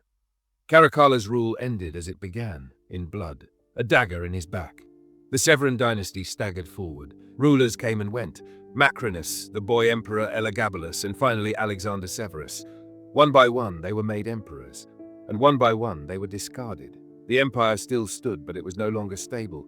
Beyond Rome's walls, enemies stirred. To the north, Germanic tribes gathered, no longer scattered clans, but unified, growing forces, watching, waiting. To the east, a new empire had risen, the Sassanids, stronger, bolder, far more ambitious than the Parthians they replaced. They no longer feared Rome, they challenged it. Within, the empire strained. Inflation soared, taxes rose, the gap between rich and poor widened. The legions, once Rome's greatest pride, had become its greatest threat. Their loyalty no longer given freely, but bought with coin. And when that coin ran dry, their swords turned inward. Ambition festered. Generals no longer saw duty, they saw opportunity. Then, in 235 CE, the final blow fell. Emperor Alexander Severus stood on the northern frontier, facing the Germanic threat. But his soldiers saw only weakness, a ruler unworthy of command. And so, they turned on him. He was not slain by barbarians, but by his own legions. And in that moment, the illusion of stability was shattered. The imperial line was broken. The order that had bound Rome together dissolved. What followed would be unlike anything the empire had ever faced. The crisis of the 3rd century had begun. It began with a single murder. In 235 CE, Emperor Alexander Severus fell not to a foreign enemy, but to his own soldiers. His crime? Restraint, diplomacy, choosing reason over bloodshed. But the legions had no appetite for patience. They hungered for conquest, for plunder, for a leader who would feed their ambitions. Instead, they plunged Rome into an abyss. With his death, the last illusion of order crumbled. No longer would emperors be chosen by birthright or by virtue. Now power belonged to the blade, to the strongest, to the most ruthless. Thrones were seized in battlefields, in dark alleys, in whispers of betrayal. In 238 CE, Rome spiraled into madness, the year of the 6 emperors. Generals, senators, warlords, rising and falling like dying stars, each one ruling for days, for weeks, before meeting the same fate: murder, betrayal, oblivion. The empire itself began to tear apart. One Rome became 3. In the west, the Gallic Empire. In the east, the Palmyrene Empire. And in the heartland, a crumbling Rome, gasping for breath. Borders vanished, loyalties fractured. What was once a unified colossus became a wounded animal, thrashing against its fate. And while Romans slaughtered Romans, the world closed in. From the north, hordes of Goths, Vandals, and Franks crashed across the frontiers. Towns were put to the torch, cities gutted. Legions overwhelmed. No wall was high enough, no river wide enough. From the east, the Sassanids struck with a fury unseen since Hannibal. In 260 CE, King Shapur I dealt Rome its gravest humiliation. A Roman emperor, Valerian, was captured alive, dragged in chains, paraded like an animal. Some say he was used as a footstool, others say he was skinned, his hide stretched and displayed as a warning to all who dared defy the East. However, he died. Rome would never forget the shame. But Rome's wounds ran deeper than the sword. Civil wars drained the treasury. Trade routes vanished. Once great cities fell silent. Desperate emperors debased the currency, flooding the markets with coins that gleamed but carried no worth. Inflation spiraled into madness. A day's wages could not buy a loaf of bread. Wealth dissolved into ash. And then, as if cursed by the gods themselves, came pestilence. The plague of Cyprian. Some said it was smallpox. Others whispered of a deadlier scourge. No matter the name, its touch was death. Whole towns wiped out, legions crippled. In some places, half the population vanished. The streets of Rome, the once great eternal city, became rivers of bodies. By the closing years of the 3rd century, Rome was a dying giant. There was no order, no law, no future. 26 emperors would rise and fall over the next 50 years. Few died of natural causes. Most were butchered, poisoned, or torn apart by their own men. The empire teetered on the edge of annihilation, one breath away from falling into history's grave. But from the ashes, from the bleeding soil of a broken world, one man rose, a soldier, a reformer, a savior, or a tyrant, depending on who told the tale. His name was Diocletian, and he would reshape Rome or die trying. The storm was not over, the darkness had not lifted, but for the first time in a generation, Rome had found a hand to seize the reins of fate. The battle for the empire's very soul had begun. Rome had survived the storm, but it was weakened, shattered, exhausted. For half a century, emperors had risen and fallen like waves in a tempest, each one more fleeting than the last. Civil wars had turned generals into warlords. The empire itself had nearly torn apart at the seams. If Rome was to endure, it could not return to the old ways. It needed a new order, a system that could not only survive chaos, but prevent it. That vision belonged to one man, Diocletian. Rising to power in 284 CE, Diocletian understood a truth that had eluded his predecessors. One man alone could no longer rule Rome. The empire had grown too vast, too complex, too fragile. No single ruler could guard its borders, repel its enemies, and hold together its restless provinces. So, he did the unthinkable. He divided the empire. 2 Augusti, senior emperors, would rule the east and west. 2 Caesars, junior emperors, would serve as their heirs and deputies. Power was no longer absolute. It was shared, balanced, distributed. Diocletian ruled the east from the rich city of Nicomedia. Maximian governed the west, Rome and North Africa. Constantius Chlorus, Caesar of the west, held Gaul and Britannia. Galerius, Caesar of the east, protected the Balkans. It was a government of 4 men, 4 thrones, 1 empire. For a time, it worked. Rome stabilized. The borders held. Civil wars, once constant, ceased. It was order, at last. But power, once divided, is rarely shared forever. Diocletian had built a system that could withstand crisis, but could it withstand ambition? For 20 years, the Tetrarchy held Rome together. Then, in 305 CE, Diocletian did the unthinkable once more. He stepped down, voluntarily. He withdrew to his palace on the Dalmatian coast, tending gardens as the empire passed into new hands. But in Rome, power was never meant to be shared, and it was never meant to be given away. Within a year, the Tetrarchy collapsed. Ambition returned, rival emperors turned on each other, civil war erupted once again, and from the ashes rose one man, Constantine, son of Constantius Chlorus, raised in the empire's core, trained as a warrior, shaped by war. When his father died in 36 CE, his legions hailed him as emperor, but so did others, many others. A brutal struggle began, nearly 20 years of blood and betrayal. Against the odds, Constantine crushed his rival Maxentius. Before the battle, he saw a vision, a sign in the sky. In this sign you shall conquer. The Chairo, a Christian symbol. He marched to war under the banner of Christ. Constantine faced his last great rival, Licinius, ruler of the East. In a decisive victory, Constantine shattered his armies and claimed the empire for himself. After nearly a century of division, Rome had one ruler, but Constantine's vision extended beyond victory. He would not merely rebuild, he would recreate a new Rome. In 330 CE, at the crossroads of Europe and Asia, he founded Constantinople, a city of wealth, of walls that no enemy could breach, a city destined to outlive the empire itself, the eternal twin of Rome. For 1,000 years, Rome had been bound to its gods, Jupiter, Mars, Venus, the divine guardians of empire. But the old gods were fading, their temples crumbled, their power waned. A new faith had risen, one that had survived persecution, that had endured the wrath of emperors, and now would be embraced by the throne. 313 CE, the Edict of Milan. For the first time, Christianity was legal. The followers of Christ were no longer fugitives. They were protected, empowered. Constantine went further. He poured wealth into Christian churches. He built basilicas, St. Peter's in Rome, the Church of the Holy Sepulchre in Jerusalem. He convened the Council of Nicaea in 325 CE, uniting Christian doctrine through the Nicene Creed. The gods of Rome were dying, and in their place a cross now stood. But change comes with loss. As Christianity rose, paganism fell. Temples lost their followers, sacred rites faded. Priests, once stewards of empire, drifted into obscurity. By the end of the 4th century, under Theodosius I, Christianity was Rome's official religion. The empire of Jupiter, of Mars, had become the empire of Christ. Rome had changed, its rulers had changed, its gods had changed. But beneath it all, cracks remained. Cracks no emperor, not even Constantine, could mend, and soon the empire's final days would begin. By the dawn of the 4th century, Rome still stood. It had endured the storm, barely. The crisis of the 3rd century had scarred it, broken it, almost buried it. But from the ashes rose one man, Constantine, a warrior, a reformer, a visionary. Under his command, the bleeding was stanched, the legions revived, the empire reborn in a new image. The old gods still watched from crumbling temples, but at Rome's heart now stood the cross. And the city of Rome itself? No longer the empire's pulse. That honor had shifted east to Constantinople.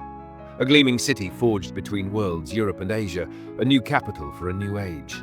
It seemed Rome had conquered its past, that it had emerged stronger, wiser, eternal. But it was an illusion.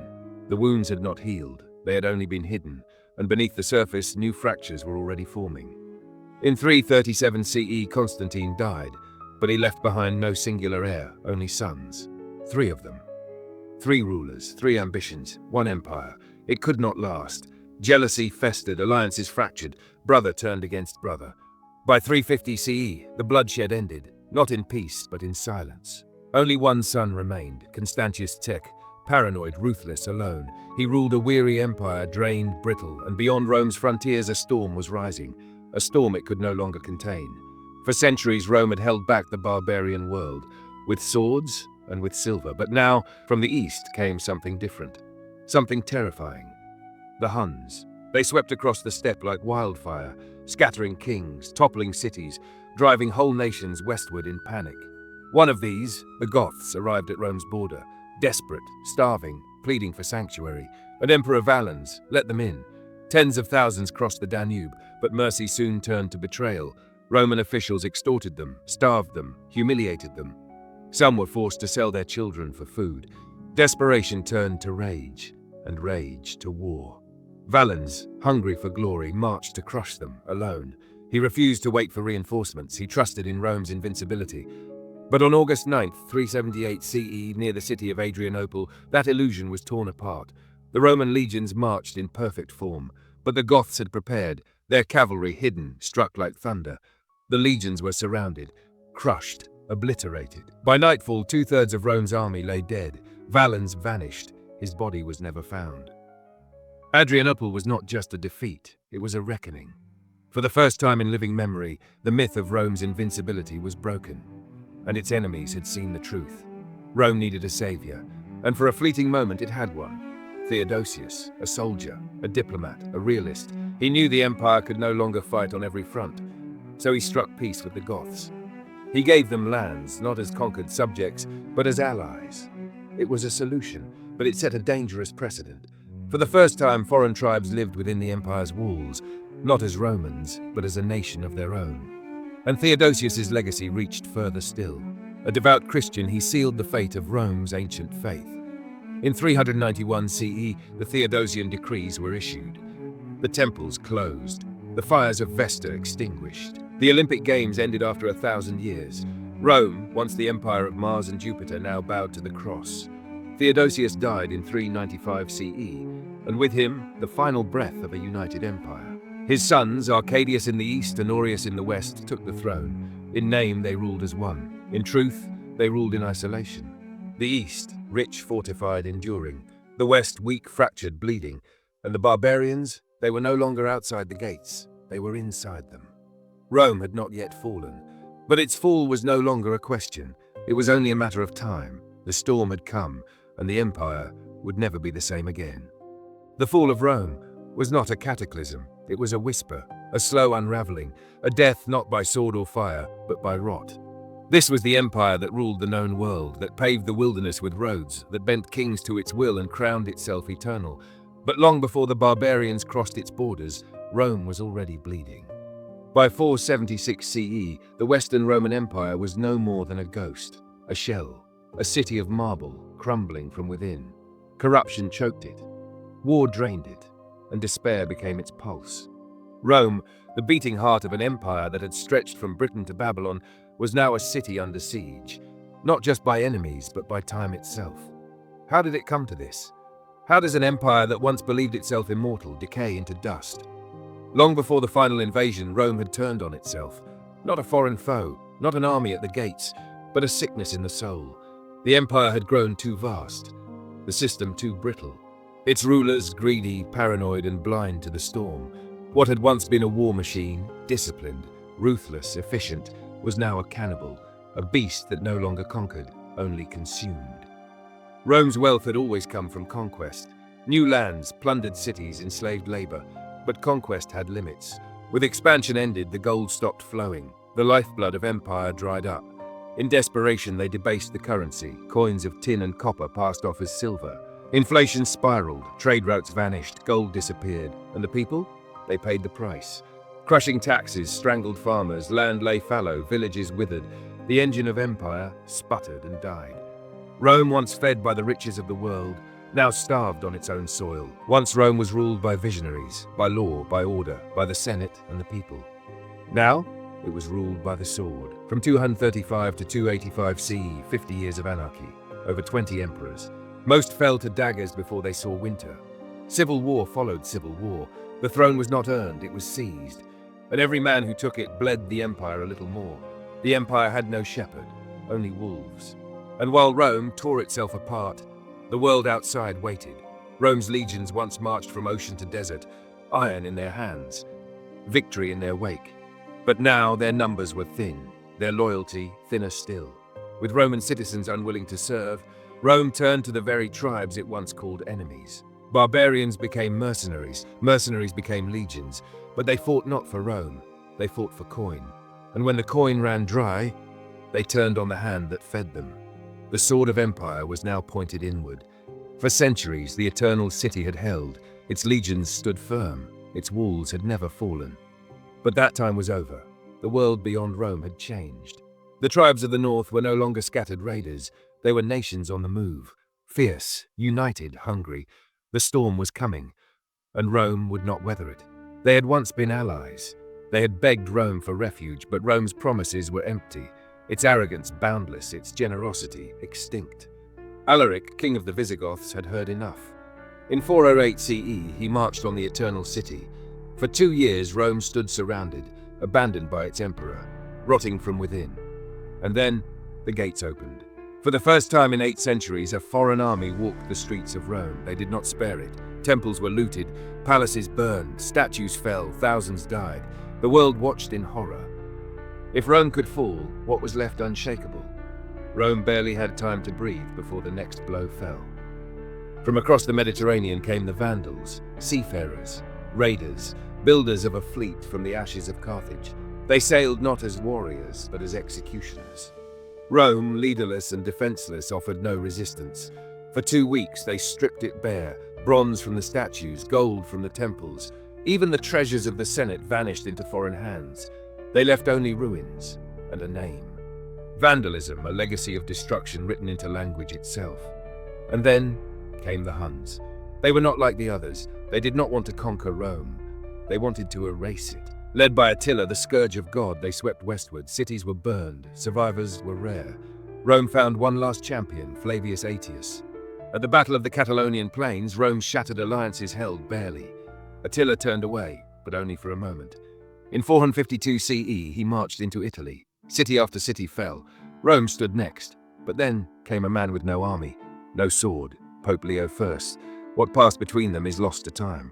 But Attila turned back. Rome had been spared, not by force, but by faith. Yet even miracles could not restore a dying empire. Britain abandoned, Gaul and Spain lost. New kingdoms rose where Rome had once ruled. Franks, Visigoths, Saxons. The Roman world dissolved into fragments, each one a step away from empire, each one a nail in the coffin. By 476 CE, the Western Roman Empire was no longer an empire, just a carcass picked clean by warlords, its corpse propped up by fading symbols. The last man to wear the imperial purple was no conqueror, no statesman. He was a boy, Romulus Augustus, a child placed on a broken throne, ruling nothing, commanding no one. And then came Odoacer, a Germanic general, once a soldier of Rome, now its final executioner. He did not storm the gates with fury. He simply walked into Ravenna, the empire's last hollow capital. There was no battle, no resistance, no call to arms, only silence. The boy emperor was dethroned without a fight. Odoacer took the crown and sent it east to Constantinople. A message wrapped in quiet finality. There is no emperor in the West. There is no Rome left to rule. And with that, the Western Roman Empire was dead. There was no last stand, no blazing glory, no Spartacus to rise, no Caesar to avenge. The Senate, once the voice of 1,000 years, raised no protest. It simply faded.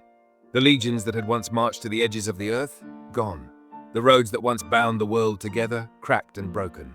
Rome did not fall with a roar, it crumbled into dust. In 476 CE, the Eternal City died, not in flames, but in silence. No empire lasts forever, not even Rome. For 1,000 years it had shaped the world, with its legions, its laws, its language. But even the greatest fall. And when Rome fell, it did not explode. It faded into silence, into ruin, into memory. The Eternal City had not been eternal after all. Rome had outlived gods and kings, survived plagues, fires, and betrayal. It had endured Hannibal at the gates, Caesar's ambition, Nero's madness. But in the end, Rome did not fall with a cry. It slipped away with a sigh, not by enemies, but by the loss of what made it Rome. Its unity, its soul, and so it passed into legend. A warning to all empires that follow, that no matter how mighty, all things built by man must fall. Rome was gone, but its shadow never vanished. Its laws shaped kingdoms, its language echoed in cathedrals, its ideals lit the fire of nations yet to be born. Rome did not truly die, it transformed, into memory, into legend, into something greater than stone or steel. And as centuries passed, as new powers rose and fell in its wake, one truth endured: Rome was not eternal. But its legacy was. The Roman Empire has long since faded. Its marble temples have crumbled. Its legions are echoes, dust caught in the wind of time. And yet, Rome has never truly died. It lives on, in the laws that govern us, the words we speak, the ideals we chase. An empire that once ruled the known world now rules the imagination of the world it left behind. Rome was never just a civilization. It was a force, a heartbeat in the story of humanity, and that heartbeat never stopped. In the 5th century BCE, Rome carved its laws into stone, the 12 tables, so that no man, no consul, no king could bend them. Later, the Justinian Code preserved these principles for 1,000 years more.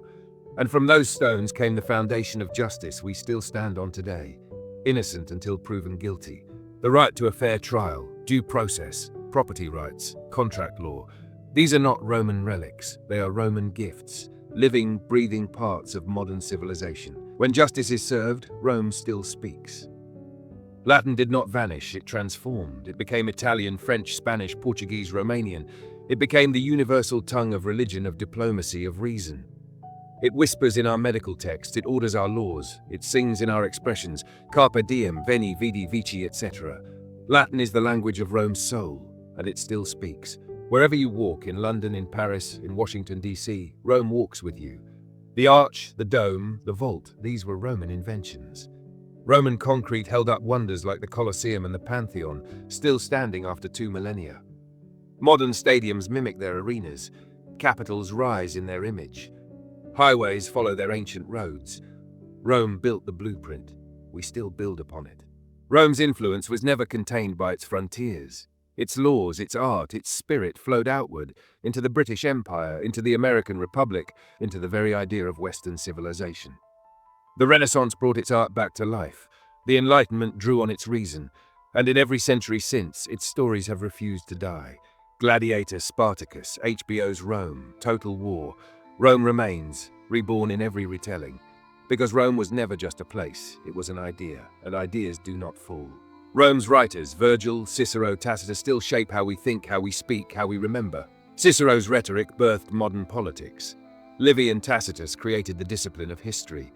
Virgil's Aeneid is still studied, still felt, and in philosophy, Stoicism became Rome's compass. Seneca, Epictetus, Marcus Aurelius, their teachings still guide those lost in chaos. You can buy Meditations in any bookstore, because Roman wisdom, it never went away. It waits for those willing to listen. Rome's rise, its glory, its fall. It's more than the story of a fallen empire.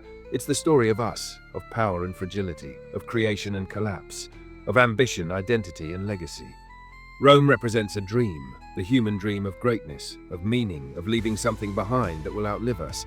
And as long as we write laws, as long as we build cities, as long as we speak of history, Rome will never truly fall. Because time does not forget, it waits. Beneath stone, behind scroll, between the spaces where history blurs into myth. You've heard the whisper now. And once heard, it cannot be unheard. The past has chosen you to wonder, to question, to seek. If her voice stirred you, let it guide others here. Follow the path. Leave a sign, share your thoughts, let your echo join the rest. Subscribe, not for us, but for the stories yet untold. You've heard the whispers, now walk forward and let history remember your name.